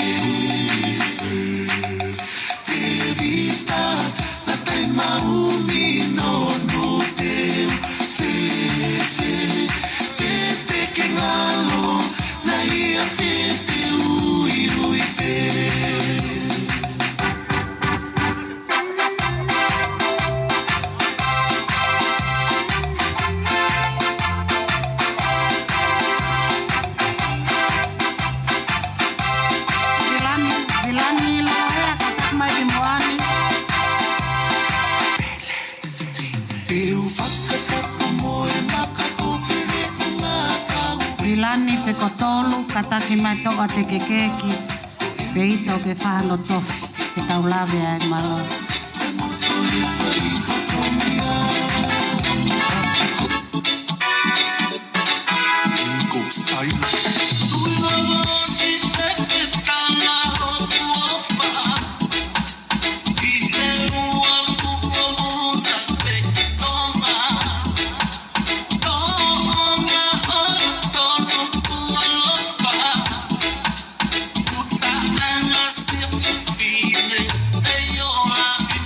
Oh peho mo ilo. Kataki pe ai whai whekau, wa kau talo eiki, kai pehe ke tahine whahau. Kai whakatange mu asi whanau, mo whangamoko puna, ke nau whakame i te atu ke tahine aho, Mele Katiloka Ailani Lolohea. Kai pehe ke kotoa, wa kau whakaafe o aho ni. Koi kotoa e whanau a Ailani Lolohea na e toko fitu. Pea kui hene e whanau, kua whangamoko puna, ke whakafofonga ai atu, e ngai tu unga whare, o whanau, mo whangamoko puna, o te vita Ailani Lolohea, pia mo Ailani Lolohea. Ko tau ngai tau olunga, e whakahoko, e whakafofonga te ia e whanau, moko puna, ko lava mai he aho ni. Pea takta whakahoko atu ai pe ki nau tolu, ko lava mai, mo whare o hai, e whanau o nau whakafofonga i. Mua nau ai tem ke manat merie ke whine eiki. Katak whameri mo tauhi mai e tau taimi ke ewa te whetari aki pe owa ai temi he minite ni ma. Pea mo lava mai ke DJ o mai ho mo whasi, whahoko ato mo tālunga. Me he whika o loaki o whanau. Ko lai taha, ko o whewhine, ko Sandalina Levin Lolohea. Ko ne sipe kia i me o ta o wanoa ua taha. Na Maria Sandalina Levini ki fasmo e afi. Ko ahota i loa whaaui. Ko ne pekia. Pena iai e na whanau tangata e toko tolu. Pena toi Maria Sandalina ki a mawhile o mataere na i loa ko whakapuria i fulaha. O to iai e na whanau tangata e toko tolu. O kui heni ai whoha o Sandalina ko lava mai mei tonga, ko nomani tolu, lisiate whaaui, pe mono hoa Elizabeth whaaui manaun ki whanau. Ko iai, tolu taki mai whanau, pe heke mea mai e taki o tolu ko Elizabeth. Whahoko mo whanonga, pe taha maha mo whasi. Maloa vito.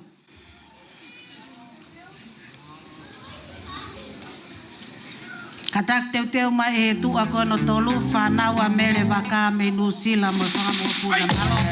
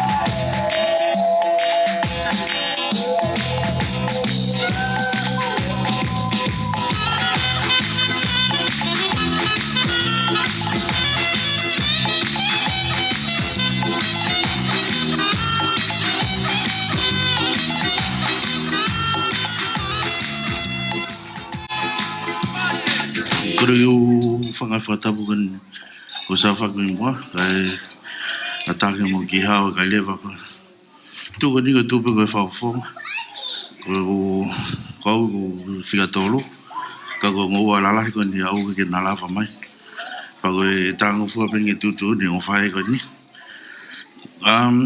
ko marien ko sa peta whaui pa ko mo ki tahini to koa ko Koe mina, pia mo sandari na fai ngope ke fideki.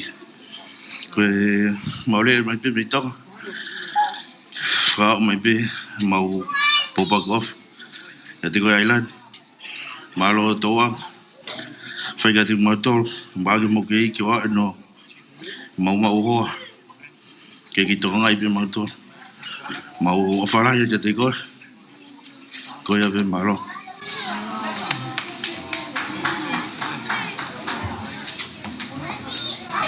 Katak DJ ta ma fase tolu my family.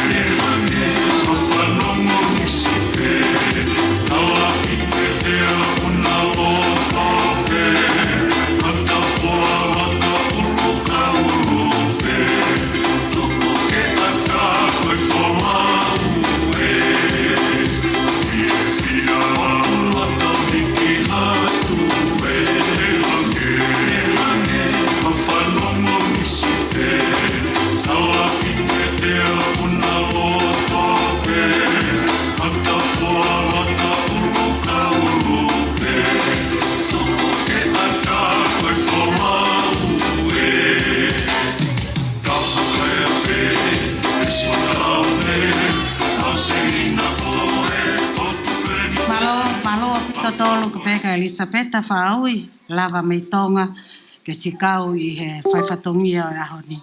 Ta hoka tueni ki he whikau ai whanau, ke ofe fine ko mele turi kakivaka, ko ne sipe kia I September tau uanoa uatolu. Ne mari a mele turi kaki pia mo whaifekau ki pilote vaka, o fua motu pia mo Auckland, New Zealand.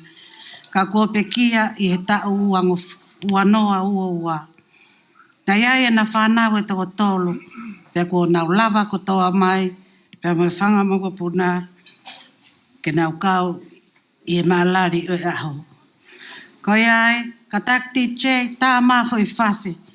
Toa whirimo unga waka whehoko, Daniela Waka Junior, pia mo Ailani Junior, ko mo taimi e maloa. Hoko mai ua.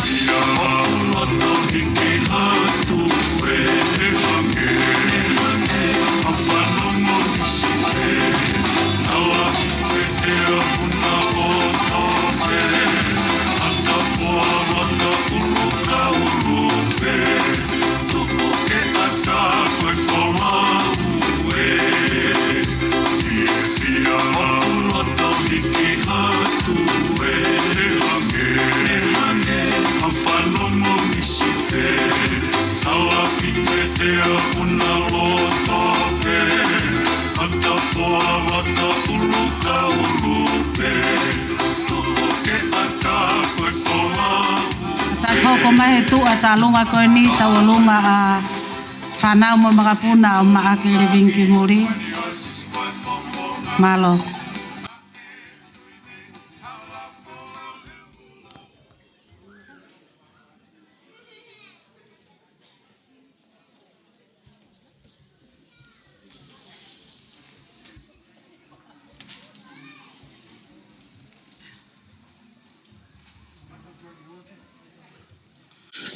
Kole ke ufanga ngai whakatap ko tō pēku osi au whak me moani.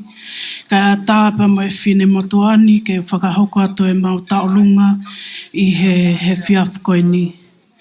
Ko e whanau pa mo e whanga mokopuna o ki pilote ka mā mele tuli ka ki waka. O ku mau lava mai he whiaf koe ni ke whakahoko ai whatongia. Ma ai whae ka mai tamai koe ni. Neongo kuna mama o atu ka ko ki mau tolu eni o ku mau tuu mai ke whakakakato e whatongia. Tahine Ailani Lolohea o ku mau tala monu atu kia te koe I hoko sia ho maka maile tau hiwa noa I he aho koe. Koe mau fia pa moe mau whawhetai. He koe fu ofalahia o tua kone whai ki o mo ui, tau lava I ke tau katoanga fia I he aho koe. Pa koe mau whawhetai peia, koe tau lea peia, koe eiki pe. Lewa I malanga o tatau atu, malo. Kole pe tahine birthday ke mea peo mea anga, ka e mea te tahine taurunga, ke hui mai pale, ka e atae mala e ke whai hawhakameite. Malo.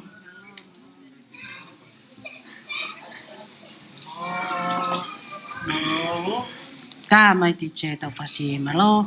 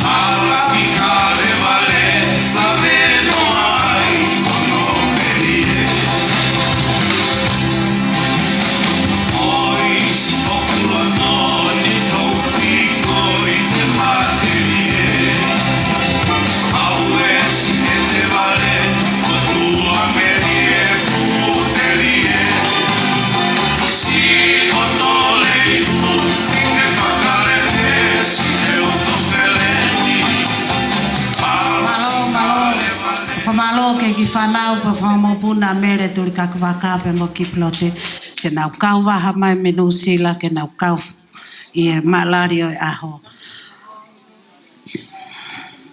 Ko whika tolu I e whanau a Ailani pe mo te vita Ailani Lolohea ko o whiwhine ko siu I waha Latu lahe O mari a siu I waha pa ma whaiwhekau te vita lahi o hei tongo.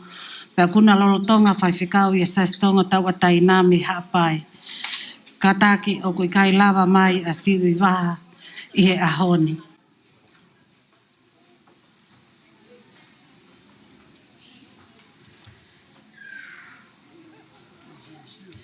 Ta hoka lewa ki he whika wha. Ko whika wha e whanau o te vita vilani ko e whoha pe ia e taha.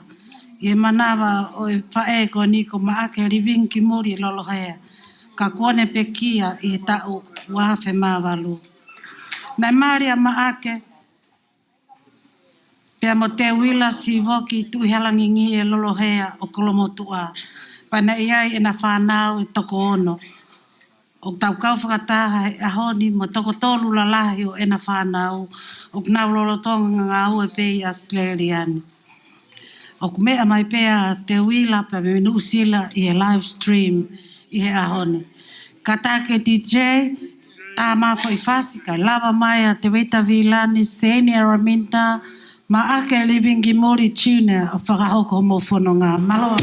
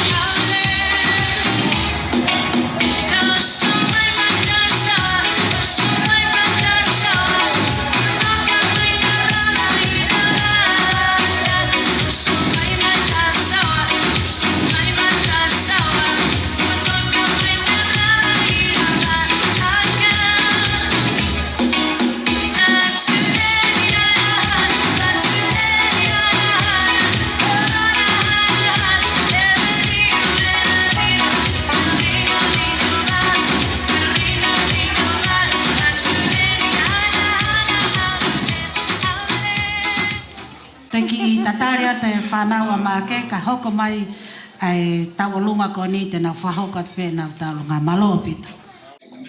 Patap ki api ai o tua. I o taulo tolo. Tupe mua ke u whanga atu. Tala whakatap kakato. Lo tupe mo whanua. Tape mo e se vaniti ko eni. Ke whawhonga atu, ai tālunga, ai siasi, whamohi ko speri, o whakaunga tā maki ai, a Mele Katiloka Ailani Lolohea. Kau maasio no hiki, whanau be mo whamopuni.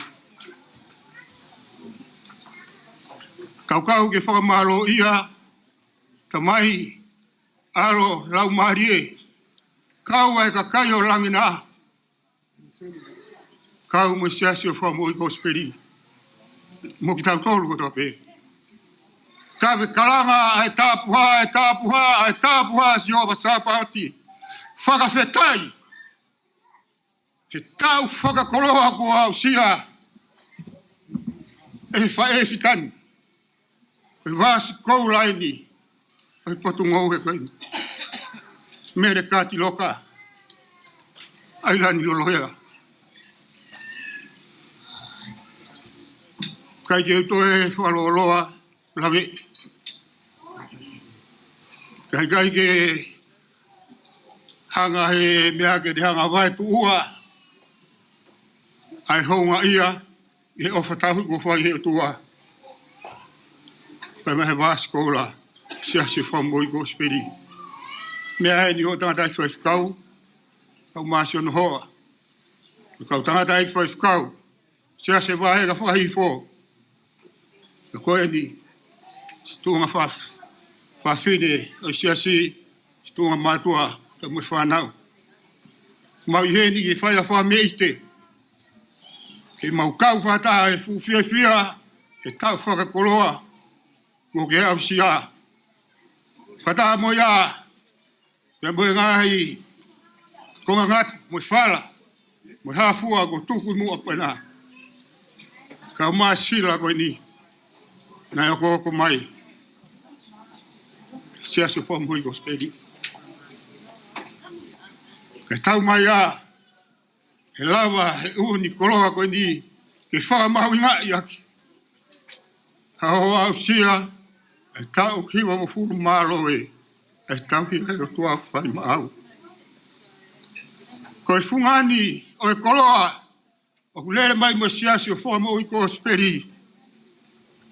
Ko e ki e soni o e a koen. Whaapapa i e koloa wholofola, ko tuku aki e aho. Ko e koloa pea e siasi o maho i ngata, ko e wholofola pea e tua. Ko tohi ua tui ma me wahe walu. To me vea si ono noa. Te utala whakapatonu atu Ailani. Ko hoata pea pe me mui e feitu una. Ka tuke u whakalau ai wharea ku omi i he tohi koe ni. O pea ono wharea. Ko ia ke hao haoa ho maulo tō. I he whiangai ki a si hoa ko tau o tua. Ke whau hene ngahi tūtū ni, mo tau hene ngahi whekau, o hange ko ia he haoni. Karanoa e nia, tui ko Solomone, hiri ne langa e tempare. Ta koe taha e ni ene kupu i lotu. Na e lotu whatapu ia ke a kāinga Israeli.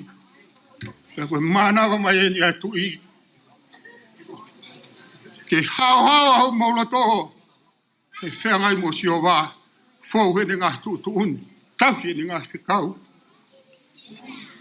O hange ko ia koe ahoni. Ailani, koe koloa i hoku mau he siasi, o whamoi ko speri, te me he wheitu una. O kui kai te ke loto ke toha mau ngā keresi. O kui kai te ke loto he kawea ki tua e siasi, ku ke hapai whakani mamaka. Isa, o te whewhia pe, te hao e wholofola e aho, ngana pe mo e wheituna. O tauhi tūtō ni, o tauhi ngā whekau, e whine mata marimari, mata ofa. Kune o si kātoa ia i pehe ngā whekau e wholofola, i hok mata ofa. E ukai pūri pe unga, si ngā whofonga, e siasio whamui ko speri. Tuke omi ai koloa ia koe a whakahanga mai ka te mau tolu. Ke mau fōu. E tūtoni ko ia mo tauhi ngā whakau ko ia. Ke ko ia nei mānawa whaosi mai ke sisu. Pau mau ofa ia te au. Mu tauhi ngā whakau. Mau loloa whao a. Aine Mele Katiloka Ailani Lolohea. Ma ua whalahi atu kia te koe.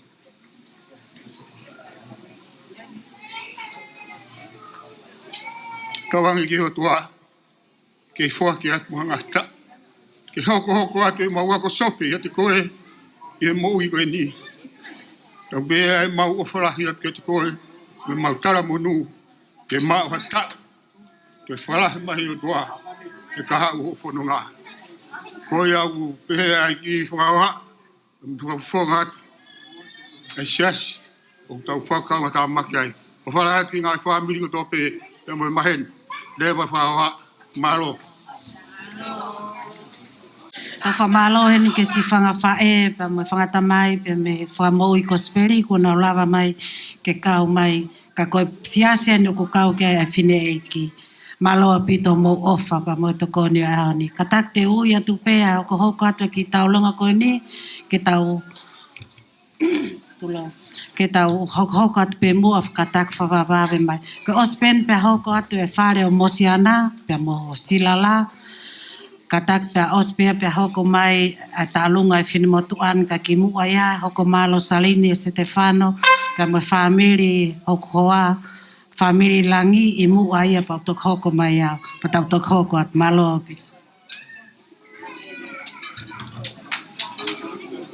tama ki fasti che malo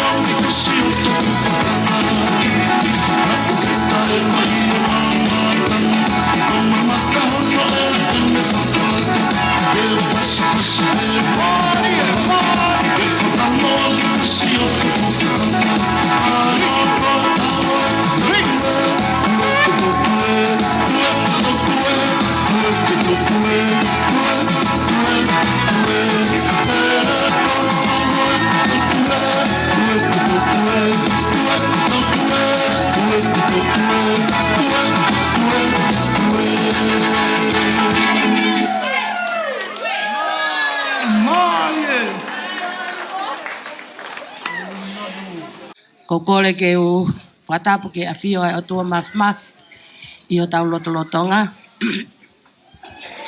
Pe e ku whatapu ke taine birthday o e aho, kai pehe ki he tahine whaho, toa kase po havea, si I whakalanglangi o whae fitane. Atu he nek whatapu ki he kau, ki he whaiwhe kau Daniela Pakleata, kau mai kau taula eki kotope, tau kau ngā kau I he ahoni.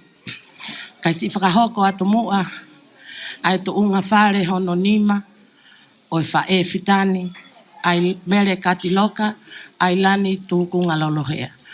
Ko hingoa ko mosiana vea, ko hua ko Bishop Silala vea, pea ko whakakoloa aki, ai whanau e tokotolu, ai ko Soane, Hepsipa, pea mo Matilda.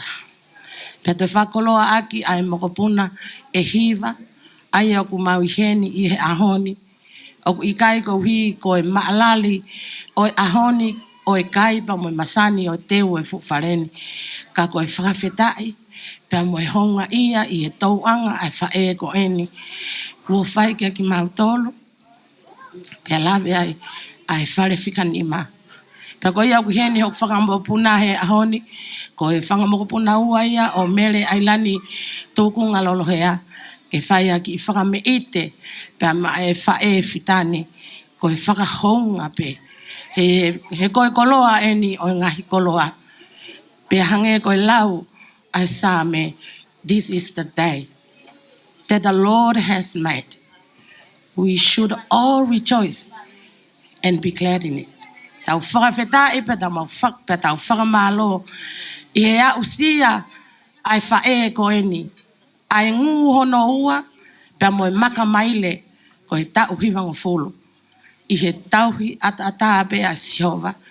Pe moe lotu, moe tui falala ata pe a whae ko eni. Ko e otua, ko ia o whauni teni, pe moe le lei, ko toa pe. Ko ia ko kore whainga maari eni, si e whanau, pe moe whangamokopuna, o e whare whika ni ma, isa na ngalo. Hange ko talanoa ko e ai fulofula. Ko e whika ni ma, ko e whika whakatohi tapu ia. He ko e tapo upo toa, ai whika ni ma. Nei whai pe, ai si I tātana ki kina, ai whangamokopunani. Ko e tari ki he aho ko eni, ke whakawhiawhia I aki. Ai maka maile, mo e nguua, ai whae fitani, Mele Ailani Lolohea. Ko ia mo ki paspasi mai e whakamokon, ko e kau ning nong sing mi song, ko e kau palangi loi, o ku mau heni he ahoni. Ko ia kau kore pe mua te mau ki ai te me ua. Tā mea, ko mo tolu pe te mo pure. Ka vesi uraki pe ai talunga uraki hoko atu ai ten sono wa ko e kau palang lo ia pe e toki whakaosi lewa e si ko Matilda mo mea mai ki ai mo katak pe ko ngalo whakamopuna mo mea atu ke mo kui ke hui mo paren ato ngangana ia kilalo mo mea atu ke kia Mele Ailani Katiloka Lolohea ke ne hui mo pare. Malo. Yes, and you too.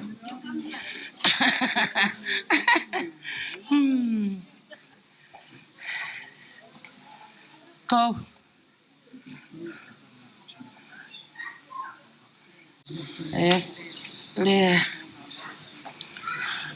Taine Ailani. Koe whangaki moko puna na whakakina ka koe aha kotoa pe. He psipa pa moe whana e toko fitu, so ane moe palangi loi e toko ua. Ko ikaiha mea e mau maau, ko ki I tuwhikapa pena ne mau, ke hoko atu ake whanonga.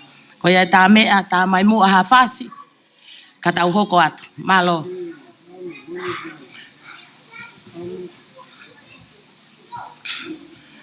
Whakatoto o whamopuna.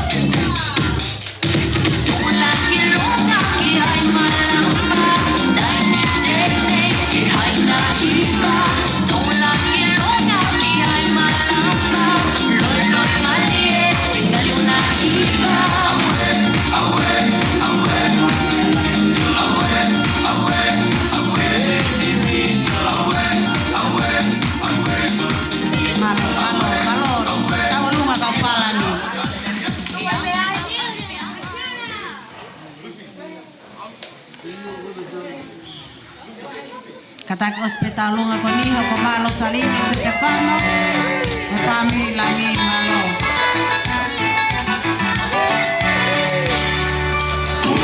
Moi hai sipe oi whanga ko te holoto.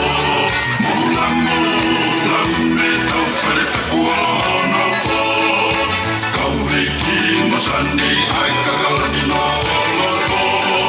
Ulau e hositea, langa langa mai he ko apono.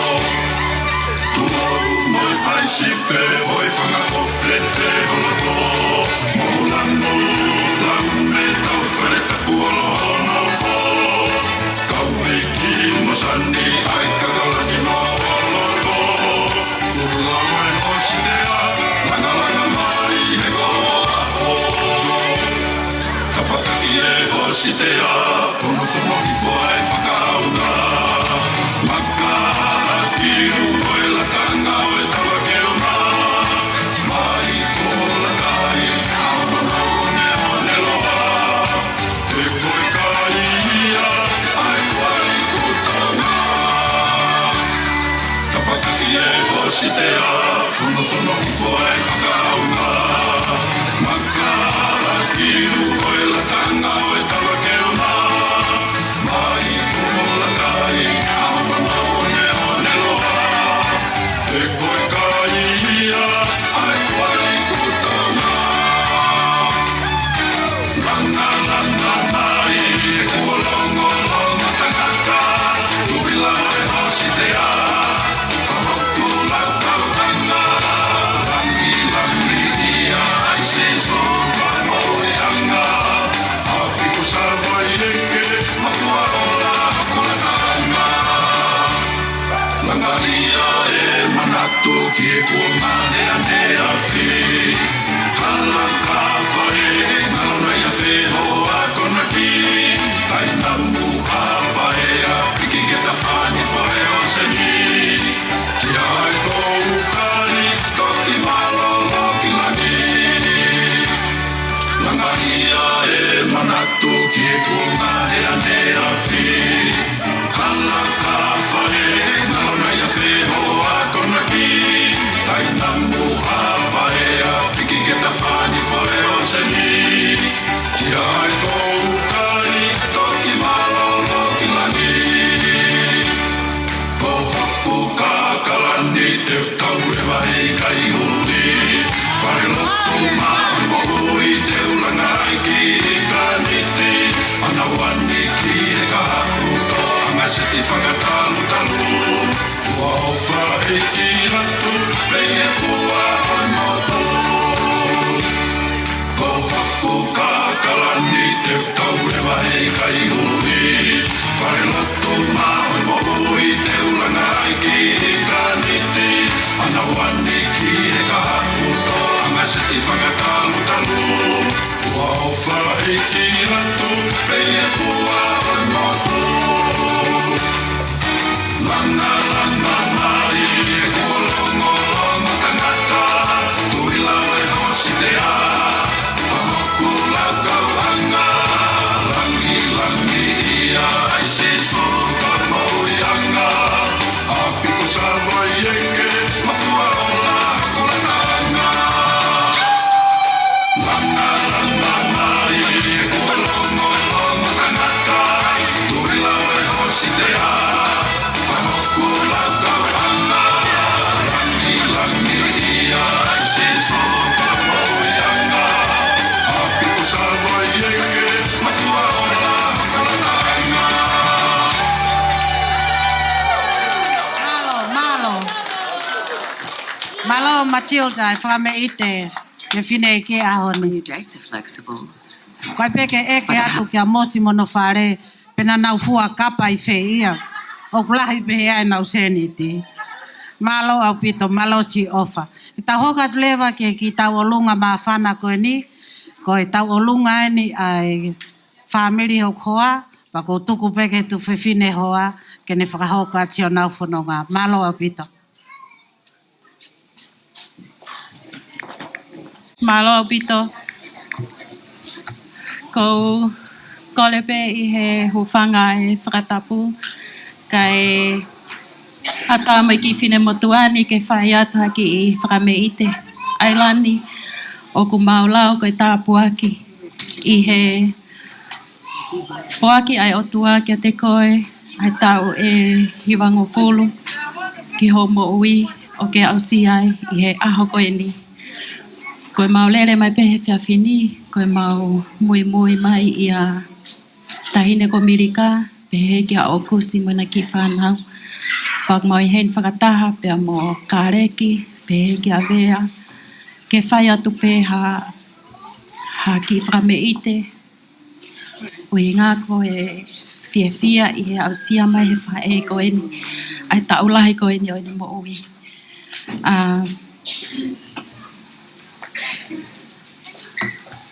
Ko rea tu pe ke hui mua e tekteki ai ki mokopuna ko eni o whaki ani. Atlala hui e tekteki o mosiana whaka Ailani.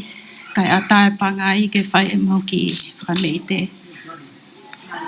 O whalahi atu malo. Malo pito lo saline si te whano pia mo e whamiri langi atlala pia mo e whanau e ofa pia mo e tokoni. Tā mai ti se e taulonga malo.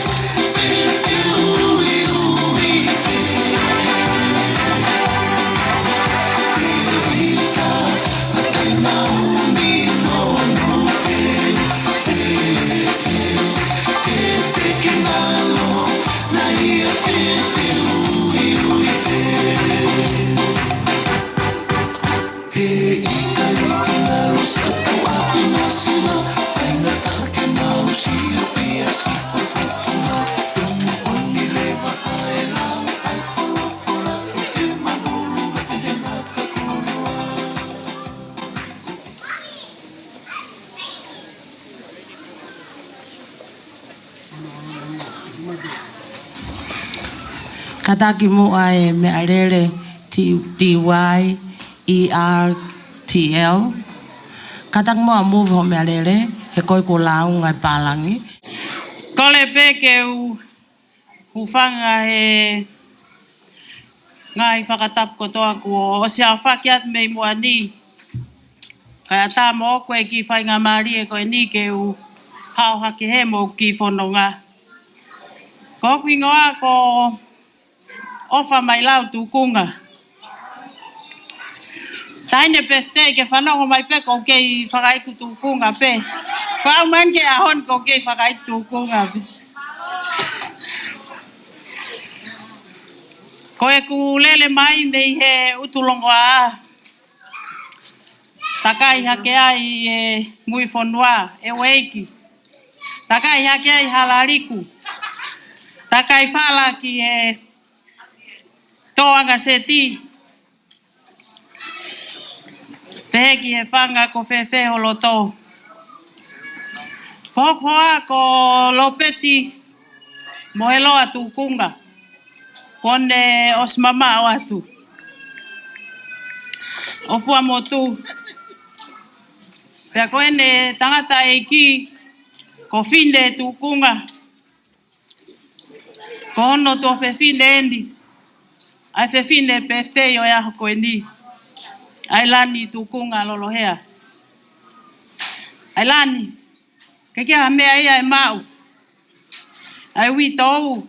Kai pehe whanga ki uhiki koe ni. Koe mau o whaat pegi a te koe. A musia koe kua ke ausia e futau whakakoloani. Kai tuku a aki a te au pea momosi ke ma whetakai atu. Pe te ma wawe ausia ki he tau koe ni o ke a mea e mau koe mau o whaat pegi a te koe mo e tala monu. Whanonga o ke whai. Whatawange ke tāpue kina koe me olunga ngahi taulahi o whanonga. Koe ki koe ni pēni e kia mea ia mau. Koe ki koe ni pēni e tamasi taolunga. Koe mau tamasi taolunga ko te vita mo e loa tukunga. Nai foke fo i hiwa na e si whau he tahine PFTI ki o koa. Pea nai ai ke nai whakaampe tahine PFTI ke au ki he ahoni ke hao ma ki o whewhine lahi ko he psipa fui ka mamua tukunga whai e tālunga. Pea ku kaike nei hen he ahoni. O ku nei he wheitu mamau at koe mo e kongai whanau. Pea ku mau hau pepa mo e foha koe ni mo e o whewhine pālangi koe ni ko ana pālangi e ni mo minonet pālangi. Ke whakahoko atu e mau ki taolunga. Pea ka tok fok mai a he psipareka e Ailani. Koe malele lalo pe me i me skoti mai ki ho api. Ke hao o taolunga atu ho peito. Ke si whanongo ki he hiva na ke whau. Koi aku amanaki pe o ku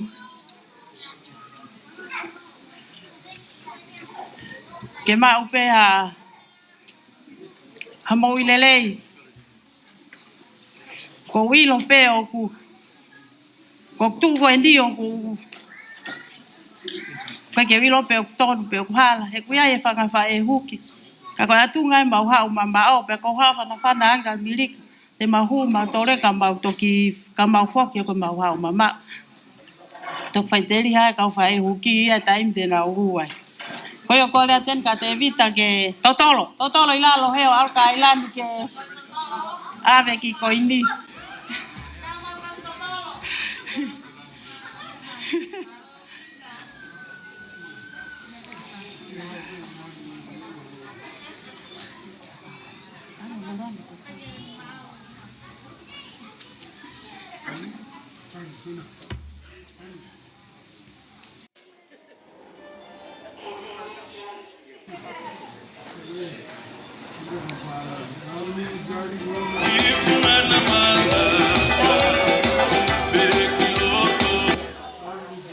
Ta mai le vai fasi. Maire ai funga, hamonga, o kutaka whaka, ngalonga taha, teutana soa, ia kunga, angi hono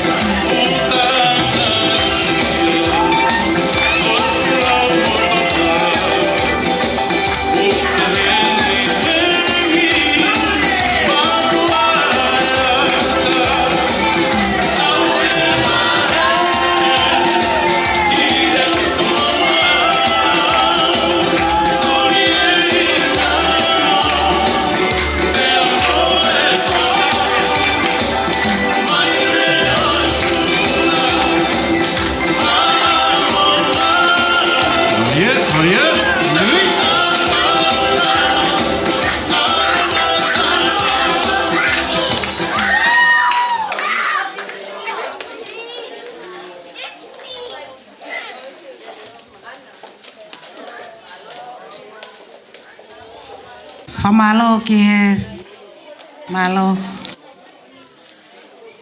Whamalo ki whamiri tūkunga o tahine birthday, se nau kauwaha mai, ko whakakato e whatongia malo pito ofa. E whamolmore atu ko si maungaloa ta walunga e tahine birthday, kata tau hokot lewa ki tau walunga tahine birthday, DJ, kata ki minit peta ke tau walunga tahine birthday, ko mauloloa e aho, malo o pita mai whas.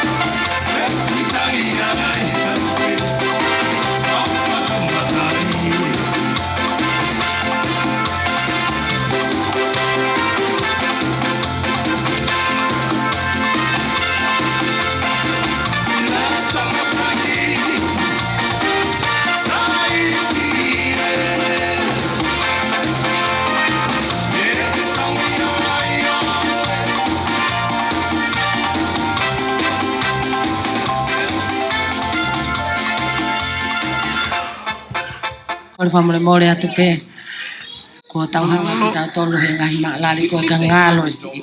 Whamore atu whahu, tahine whahu. Ko mauloloa e aho, ko i ki ta alunga e ni Ailani, Mele Katiloka Lolohea, whakahoko atu ia he o whiwinelahi, si o mautunga ane, i he taimini ko Mele Seni, araminta Lolohea. Ko ia ko whakawhi e tahine whahu, ke me amai mo hu ia tu e te teki o Seni, ka e atake si whae ne ki ta alunga. Ka ki mua ke whae ne ta alunga, ko whakawhi ia tahine birthday o e ahoni, ke ne whakamatala ia tumua ai uhinga o i ki fo i hiva ko e tau o lunga ia Seni. Ko ia ko whawhi e whahu ke mea mai mua.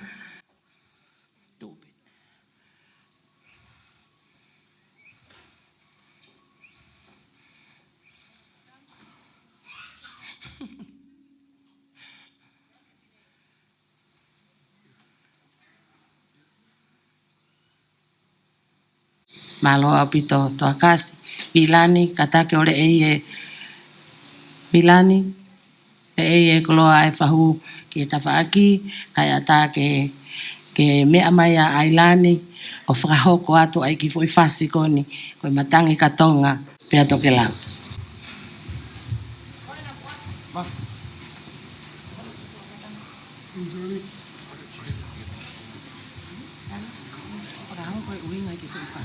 Matangi katonga pia toke lau. Kea ko talu mai. Kako ai kea. Kita lama. Kita jalan. Iya.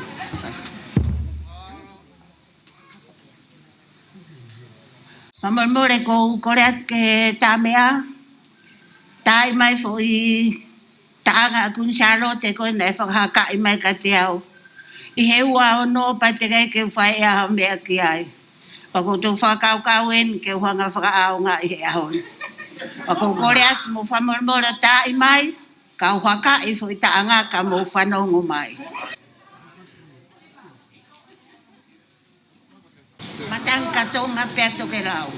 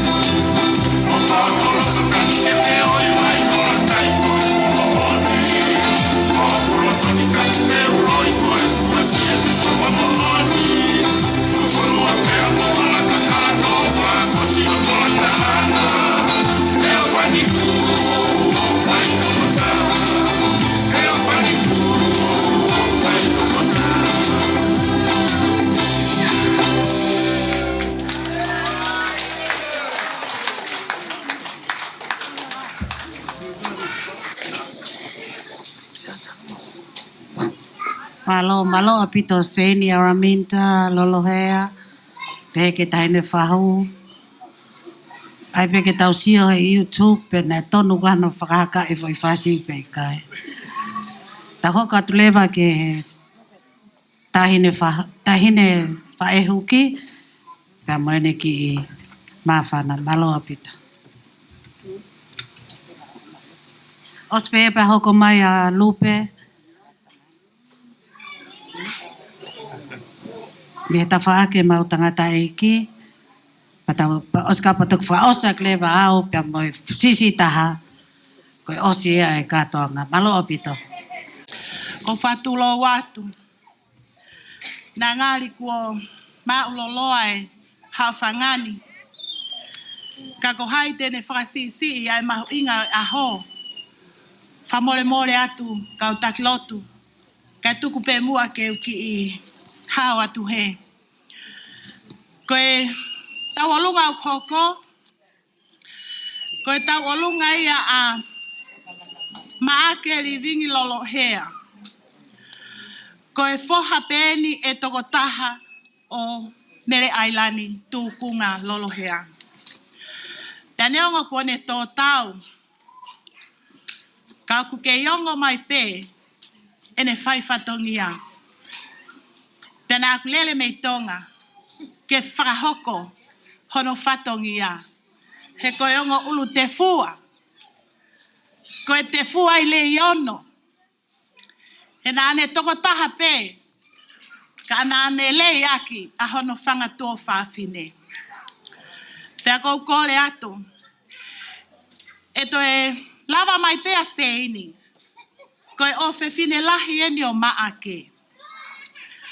Pea mo te wila tui halangingie. Pea ko ena whanau na e toko fitu. Na e ohi pegi nau tolu i e api ko tua talatau i kolomotua. Pea ko kole peke o whakalau atho nau hingoa. Koe foha lahi, na e whakahingoa pe ia ki hene kui ko te vita Ailani Lolohea. Koe hoko ko maake Livingi Muli Lolohea. Koe hoko ko ulaki whatongia he Latu Lolohea. Kone si pekia. Pea koe hoko ki ai ko seini siu ki wahai moana Lolohea. Koe hoko ki ai paea ki Oregon he Latu Lolohea. Hoko ki ai Mele Ailani. Koe tau hingoa ia ke whewhine e aho. Pea koe sisi taha. Sio sifa ale matea na moa Lolohea. Pea ki ai mo e whanga moko puna. Ka kou fia pe ke whakahoko atu. Na e talo pe ai koe ki i whasi koni na e tā ane nai. Koe si i whakaamua pe Ailani. He koe mai moa eni na e whatu e he laana e kua unga whonua ai tahine ko Queen Salote. I he taimi koe na mo iloko toa pe a ene lata ki he whanga ko whewhe holoto. Pea na e whawhanongo pe he talanoa ai tangata eiki pea mo Ailani. Na ana whaamui pe he tangata eiki ko tūkunga o kau he whaiwhatongia pe i he palas ko whewhe holoto. Pea na e ai whakaamua ke tau olunga i e Ailani ai ki i fo i whasi ko eni na e tok tātu. Ka pehe e Ailani na e takai whal, na e malia ki utulau. Pena i keiki hakau tā me ai e utulau. Pea na e tuku ai pe ia ai ki whasi. O ne whaka ana ua pehange mai e iai hano moko puna ha aho. Tene tau olunga e ki whasi ko eni.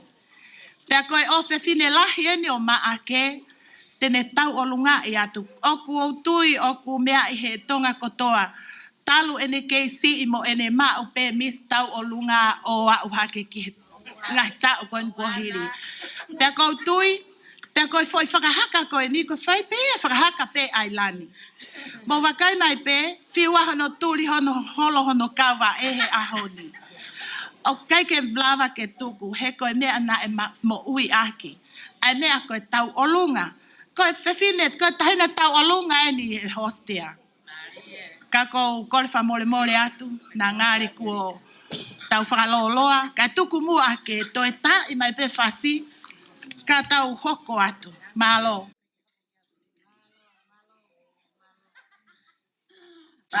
Malo. Matanga to ngā pe.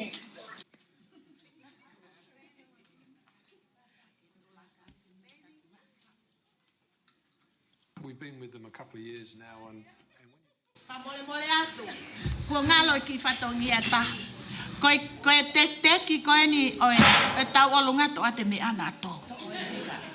O ko le pe ke aseni ke lava tu pe o foa ki a Ailani ko ene ki mea ofa ia ki ahoni kai ata e mau ki tau.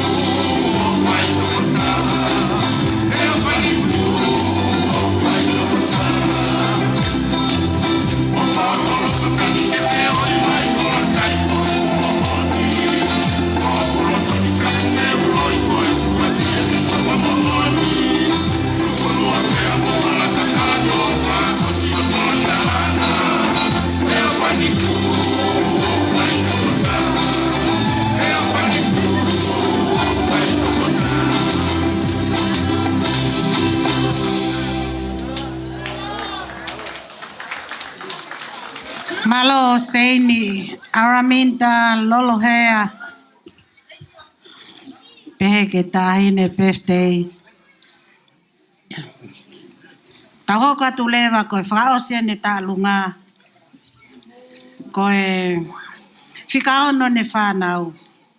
A vilan Moilan Lolohea ko fin motu aya ku whahoha atu. Ko miri kalang yau pako takai whala ki holonga mo malap. Kia Oku Silangi and Company Limited. O koe aia mawhanau e toko wha, koe maki moko puna pe toko taha. Pau mau nofo pe heni. Te mo mea mai pe ke nau, mea mai ki lotoni, ke grow pe o mau family. Pea koe whika fitu, e whanau a te vita vilan mo Ailani, koe ofe fine sisi taha aia, ko fui kawa moa ilangana. Ok Maria mo fai whekau pasariri ilangana pe me kotu hapai kau nau nofo Auckland, New Zealand.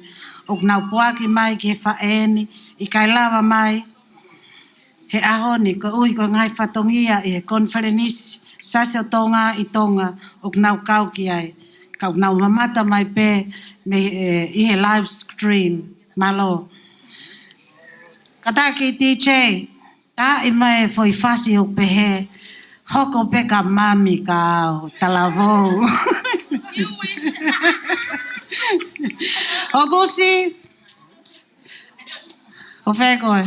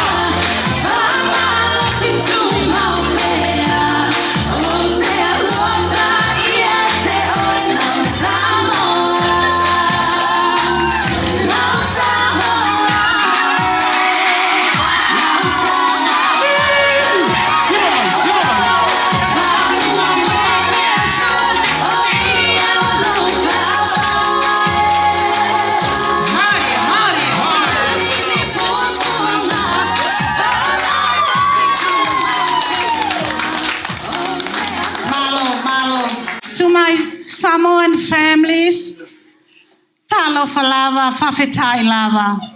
Thank you guys. Thank you very much, Shirley, Lani, and the kids. Thank you very much. And I'll for that night, ko ki family o ko whakatolahi ki hes man Samoa. Malo.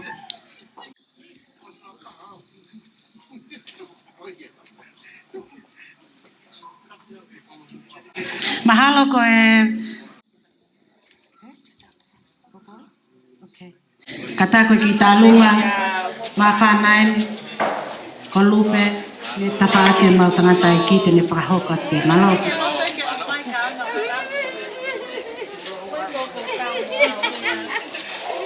Kore peke u haa te ngai whakatapu ko swaet mi mwani. Kai ke u toi whakaloloa. Kai whakahoko atu e ki whatongi atu ani. Kātaki koe hake be manatu ki pulotu ki he hoa o whaanga tahine birthday. Pea moe toi ngai whangata mai. O kuhinga e kutu I he hauani me muani. Koe au ku Ailani. O ku whawhanonga mai pe ai ofa wha pe he whakatewita. Ne ongo koe ke na lava mai. Ka omi pe a hona ofa. Pea moe na tala monu ki a te koe. E ke maua birthday fia ai aha koe. Koe au koe ke toi whaloloa. Ko kore atu ke tainta alunga. Me amai ki muani. O Lue kai peke kai lan ke hui a tek teki.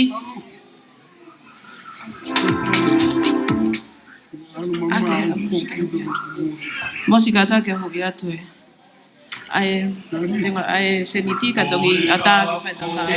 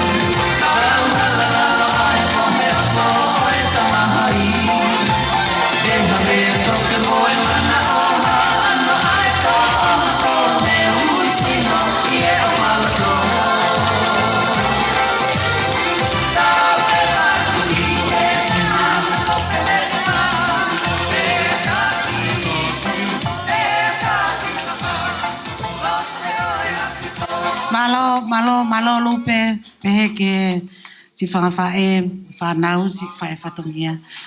Kataki ko whait pe a ki lea tuku, ka kore at ke whaiwhekau, ko ospe ki whahoa a koni pe kataki. Ospe ki lea aviriani, ko lea tuku ia whamalo, pe hoko rewa e tablo tuku. Ko tawa o maini ke whausinga o tau katoanga, ko whafofonga ia tuku. Huongo tau kete, e mau whamalolo to honga ia mo oni, ke tangata e whaiwhekau, Reverend Daniela Pakliata, pehe ke kau whaiwhekau ko tau peo siasi, ko mo lava mai he ahoni. Whamalo lahi atu, ke tahine whahu, to kase pua havea mono family, ko mo mea mai pe me Brisbane, me Olpoane he ahoni, ke whakalanlangi a Ailani. Whakamalo whoki ki he tahine whae huki o aho tahine ko alawon tukunga. Neongo pēnā lahi ho tamai he mau whae. Ka hounga ho ofa ki whaitoka o ke lava mai me tonga ke whakalanglangi he ahoni. Whamalo lahi atu ke whanau ma whangamakapuna ko mo lava mai ke tau kau whataha he ahoni. Ano whailonga e tau hewanga fulu e tau whae whita. Whakamalo lahi atu ke whamiri me maheni, me kau whakawhi katoa pē, ne mo kau mai. I'd like to take this opportunity to make a few acknowledgments. I'd like to acknowledge the live stream today, Paul Moimoi in Geneva. Thank you very much. As always, Via Langi Photography, who is here with us today. Thank you guys for doing this today. There's also people behind the scene who make this day happen. For my Lord, que o maungai family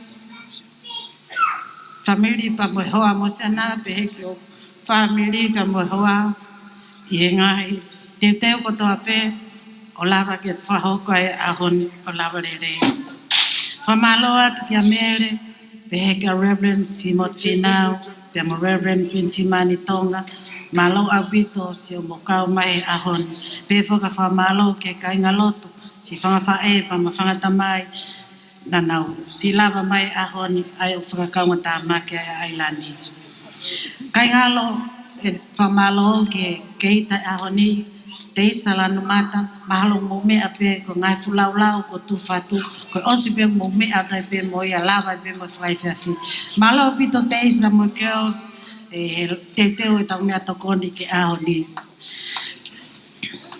Atuene fa malo ke te teo fa ofa ahoni ka si lolo pa mo kau, te teo fare malo apito si ngau e lahi, lava i ke tau. Fa fo ia pa whahoko ai pa mo i katoanga ahoni.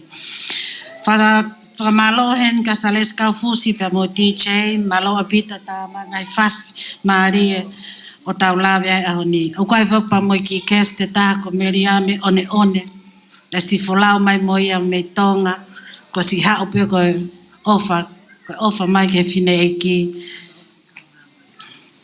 ko folau mai mo ia me tonga, tau kau mo ia hen malo pito meria mesi kau waha mai ko ofa atu heni pa mo e whamalo ke kau ngau e a mosiana autistic e dynamic support services malo pito homo ko popo ke ahoni malo pito si homo ofa homo kau ngau e ko ni homo lava kutoa mai ahoni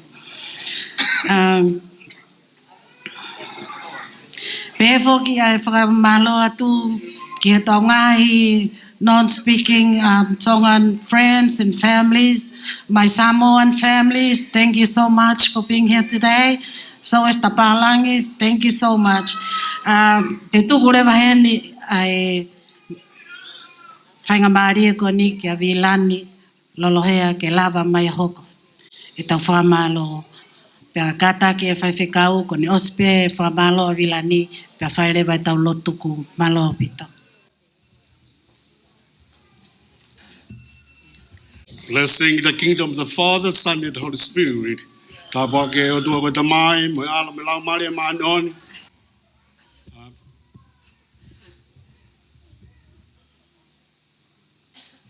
Ko tapu ke puriwalu o loto tatau. Whada puen ke toka riu kawa. Pe whakatapu ke sā ke asi. Whada puen ke tangatai whaifukau. Puisia e whatungia o e aha koen. Whadapu ke whaifukau pure whiwahenga.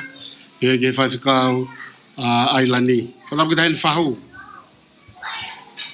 Pe lewa si whakatapu atu ke a Pensmani. Whaifukau pe ke Royal Navy Chaplain. Yeah, whaifukau koni ko simate whinau, e tau kau whataha ahoni. We all, this is the days the Lord has made. We should rejoice and be glad in it. We are ahoni na ngai sihova, ke tau hakai lang tau. We tau fia ko toa pe ai. Kamoni ke same, how good and pleasant when the preference kera together in harmony o ini te. Waka i kono lelei manu whakafo ofa. Ko whakataha e ka inga i he thea whofani. Te koe makatunga i aha koe ni ba e mam, ko Ailani ko ne tamasi ko kien. Ko Ailani ko ne chef, ko Ailani ko ne personal trainer, ko Ailani ko ne tamasi ya ko alam. Ko me ko tope to kanga ka Ailani ko au. But only one thing I reminded is very significant about this lady, mom. Ko me whakapuripuri ki a mam, ko ne me whakapuripuri ki ne moui, ko whiwhine fia. And she always say to me, when ane talamai mapika teau, the ninth fruit of the Holy Spirit, ko e fua o lau maria ma'anoni, if you can have it, love, joy and peace. But in life here, Ailani, I spend a lot of time with her, with Ailani, and I really, this is my best friend, Mom. I love you so much, and I truly respect the Lord. Go out on the Tonga and His Majesty veteran here in Australia, the chaplain. It is the last order. When Mosiana called me to come, and as like this morning, Ailani said to me after our intercession prayer this morning, said to me, "Why are you wearing 2 rings?" And I said, "I'm afraid that I'm a bishop. I'm the Ailani, all right. Yeah, I'm the one ordained priest. Asia Pacific in the statistic. Yeah, Ailani. Ofalahi go for nga. But tamasi kuki ni Ailani. They want to pay her next. Whatever God ended the path for your destiny of your life, because you're a woman of destiny, and you have the woman with integrity. And now Dandaiki Avilani. Because Avilani go fire ko Ailani. Ile ko akausai na ko aya tin dom toyo lao she. Ko Ailani ko tangata offer be the Ailani malomate tangata lelei. He ko no hinga ko fire ko.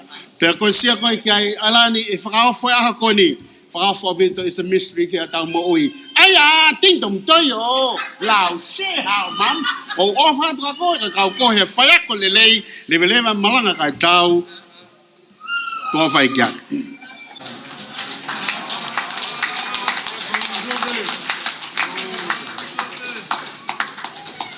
Whamalo ki he whaiwhekau he ne lohi aki i tau tole e whakasiapani.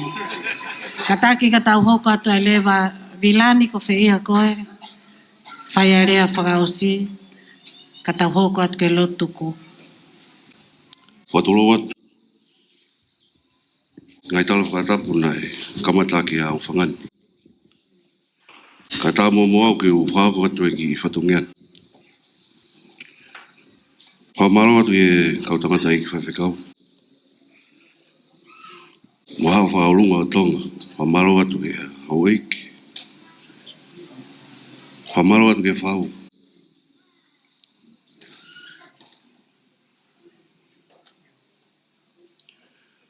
Moiongo whamiri whakatau osi o Ailani Lolohea, o Mele Katiloka Ailani Lolohea. Ka pehe ke kai ngā lotu, o kaunga mea, kaumahini ono koto. Ko kore whamoemore atu i he loto apasia moana. Ko iga whatungia mamafa e hoa. Ka ko whamalo ni ki he whamalo lahi atu ki he loto hounga ke whamiri umutua. Ano whakoloa ki au e whatungia ke whakakato atu ke hagiria whamalo. Ka ki motuani o ku whahoa o ke mukapu nau o Mele Katiloka Ailani Lolohea.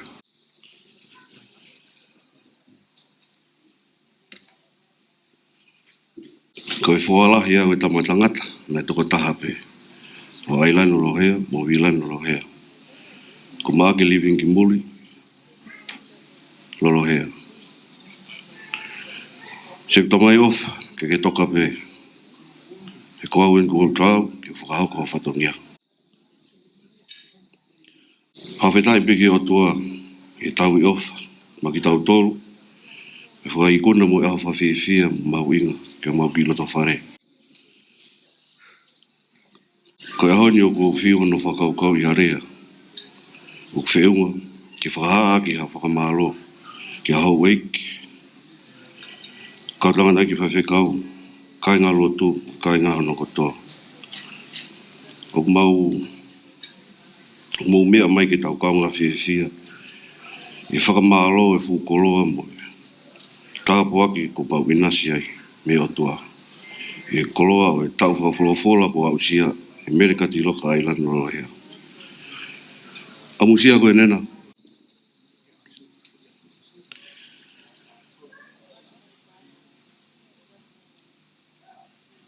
Mele Ailani Katiloka.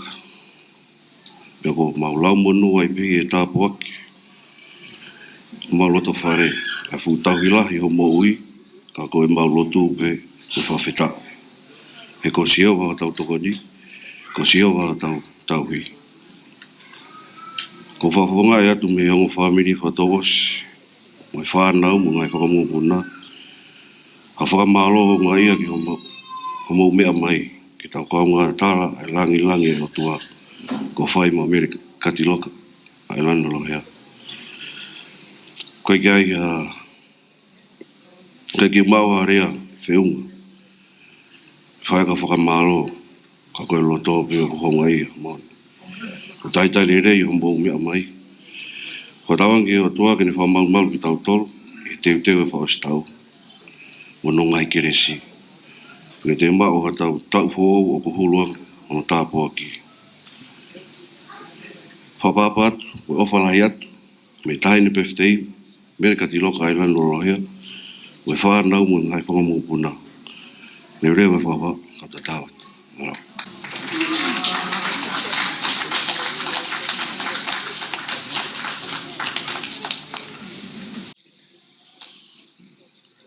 Tapu ki hea whia e o tuatai hea mai. E ko kore ke u whanga atu i he talamanu e lotu mo i whanua. Ka hea whaki e whatapu ka u hao atu he ke whakato e whatongia ua tau i kuna i e whiwhini. I mua ke karango fua ki he MC o e whiwhini. O ko upuke e pia e whainga maari e. Ke whaftai peke o tua, ko hui ko e tak whanonga hao mai, ai tau whanonga i ahoni. O tau i kuna ai kātoanga kā whakawhakoeni, ko e au sia, e Mele Katiloka Ailani Lolohea ai hiwango fulu tau. Pea ko e fu matai koloa ia, ki e tau mo ui. Tau nofo o sio ki ai, pete tau au ki ai pei kai. Ka kia Ailani, koe otua, ko ia na e au sia e Ailani, ai tau hi wanoa. Ngai whamatala kotoa ko tau whanongo ki ai, koe ofai ai otua au whai. Tau ai pe tau rea tau tolu ko tau ho tau rangi. Koe hui he ko kakato. He koe fia, koe otua ia o kui ati ki tau tolu. Ka wenga wholau ia o mahinan. Tau whao siaki ai tau hoeni mo hono siate wholau. Ke iat ki tau tolu ai otua.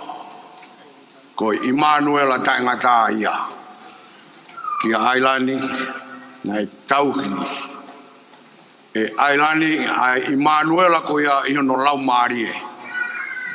Mei he mo whamatala ki hone whanau, whakainoino ki hone whanau, pia whaipe o ao, ki e whangamoko puna. Ahoni, tau mamata tonu ki ai fia ko ia Ailani. Ko whafofonga pe au e rea, mei si,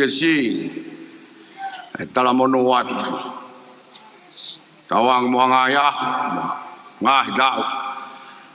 O doa kene o miha monu ia, ma au. Ke whai ai e whatoto la, he lotu, mo e amanaki le rei, ki e mou i tai ngata. Ai pe e talano whatata aia, ko whai e Solomoni, ki e whai e whita, taimi o ku siu ai ai perikani, koe hui koe ne tōnaki ha mea tokoni, mai ne whanau. Pea whaiange pea tamaki, ai ne siu, pea koe ne whoki, o ku ne whakamonuka hono kapakau. Pea koe toto o ku tafe me hono kapakau, o ku ne whawhanga aki, e ne whanau. Whiri ana e whai e Ailani. E koe taimi nai to tuki ai eiki, ko sisu kulaisi i he kolosi. Pea na e tafe ai toto ko ia. Ko e whakamaa o e anghala. Ka e whakamono ia ai mo'ui. Ko e hui pe koe mo'ui tai ngata. Tawange o tua mafi. Tā buaki koe Ailani pea whakamono ia. Pea ki ati ki tau toro. Hono kātoa. Kau tātai ki whai whakau, ka pē ki whahu, mālo i whakalangrang. O kuhinga e aho, ko ho mea mai. Pea i o mou kakato, o ku mahi no ai tuunga whare nā mou tupu mei ai. Pea ko ia kou whakafofonga atu ai whakamālo. Si o Lava mai mei berpuan. Peki fai huki. Lava mai mei tonga. Ko ngahi nau ia o e si e tau nofo. Ka hui kai kakato pa masi vesiva. Ka i he fiafini o kakato. Pe o makato ngai e tau fiafia. He kakato e lotu mo e whanua. O tāla i ho tau uhinga. Ko e o tua mo tonga ko ia pe o tau tofia. Pe ko ia o tu ngai ai whamalo. I e fiafini. Iai pere ai a o fua motu. Ua kai ngako. Fai ki fua motu. Ko fere oko. Mea neafi. Ko e tau ki hatu i tonga. Kana e toi ririu e sa mue ia ki mui. Ko e fai e mau kai pola. Pea ko e fai a rea o asia e rea pehe. Ua kai ngako fai ki fua motu. Pea ko sa mue ia na ne whakaosi ko e a rea. Pe rewa e sa mue. Fua motu. Ua kai ngako fai ki fua motu. Whaosi whare mahaki. Ko whare atu, kau whakauri, ko tau katoa ngā mo no tutuku. Toka ngā ki ho whoki mo ho whamiri. Te ria e whai ngata, te ria e whakatu tā maki. He ka hoko e anga ia i si e tau ngāu, mo e monu i au e aho. Ko e wina ke me ato tupu me hao tai toka ngā ko hao whauri kona ape, ko hao fie mao i halapure anga, kai hoko ai ai whakatamaki, pia mo ni lau a Samuei, osi a ki whare mahaki. Pia koi ai, koi kore pe iau whai atu, kia ki tau tolu. Ko whawhi atu ke mou mea ki o lunga. Ki hiwa koe ni nai whai e Ailani, tau hiwa pehe ve se taha, pia mo e tau, te whakao si a kia e tau lotu kata, piki o ni maa ki he ta whaki. Ke whakamahino ko toi tapu, ko i kāpasa ia ki he tau wholau. Tau amanaki ki he whakao si e tau koeni. Ko whotu hatu, mo Ailani, ko i toi tapu, ko i kāpasa ia. Ki he tau. Wapata.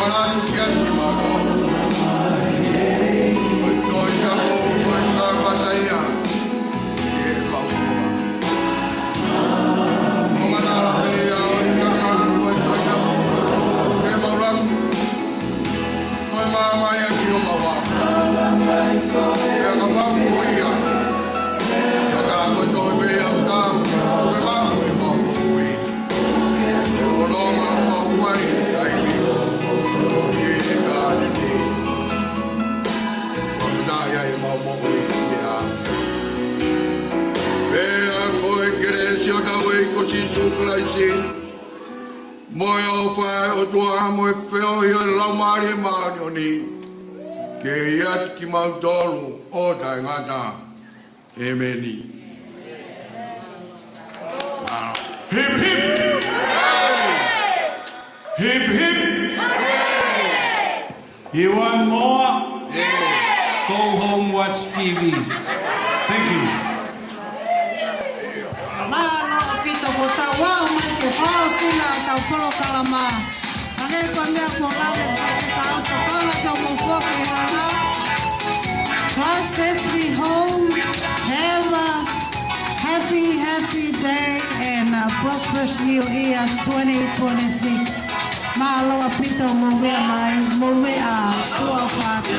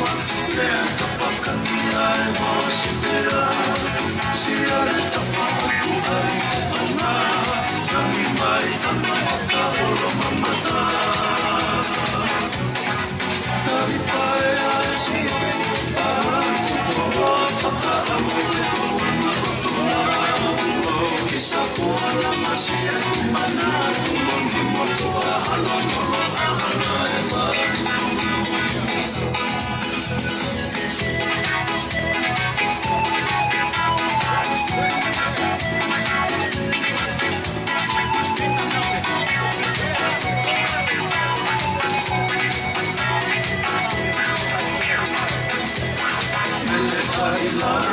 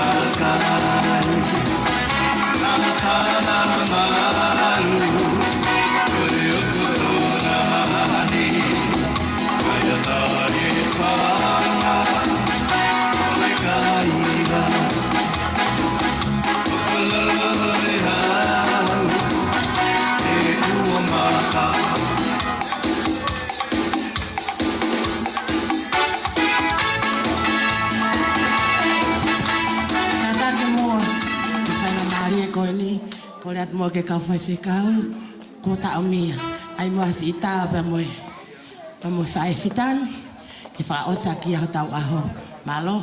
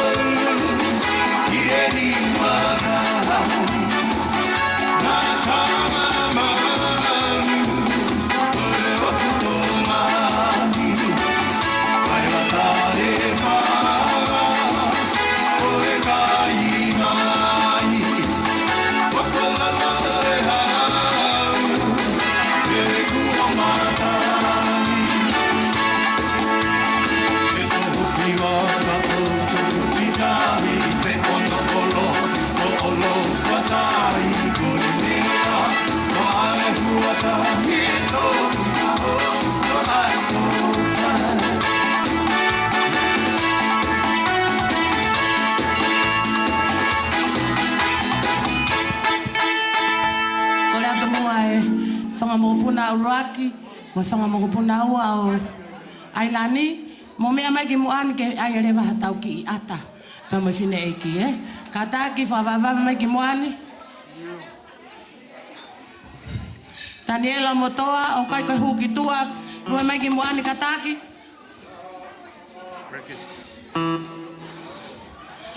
Kataki fa mo puna fa le Uraki u atolu fa ni ma ono fitu. Ki mo ane si tare ka tau la eki.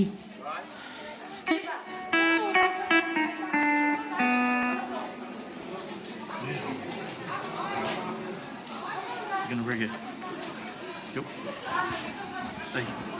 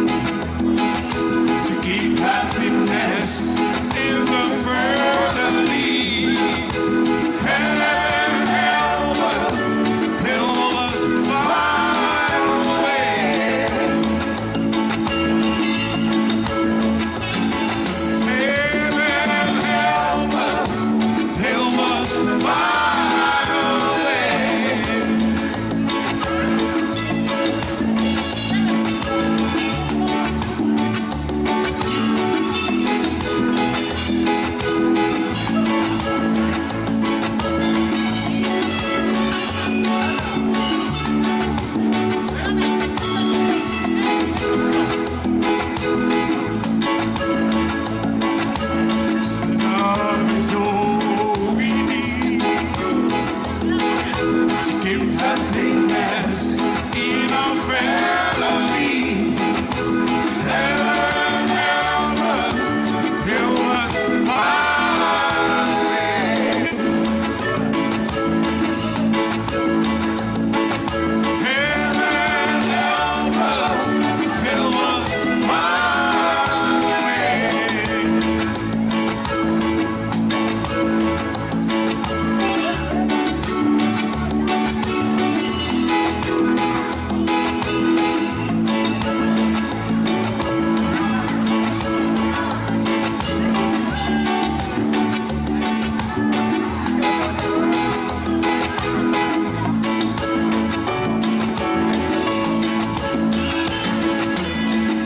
Help us find a way. Help us find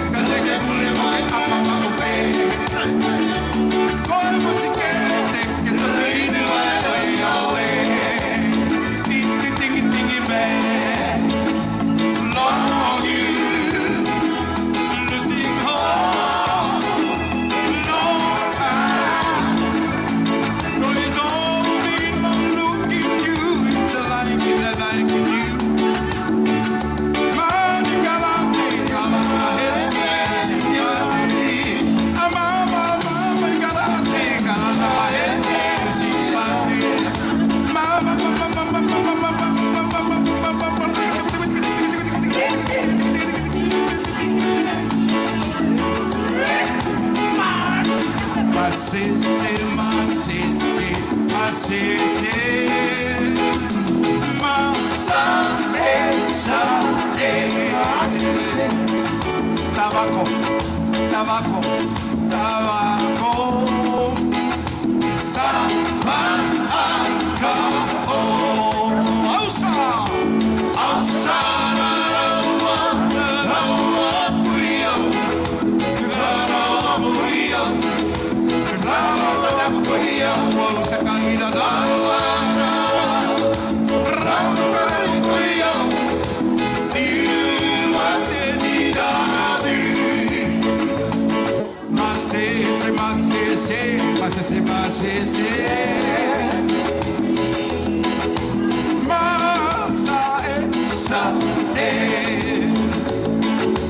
Mele Katiloka Ailani Lolohea.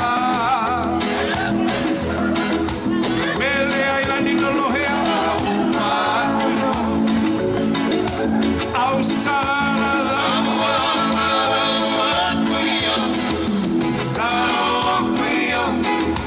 Raro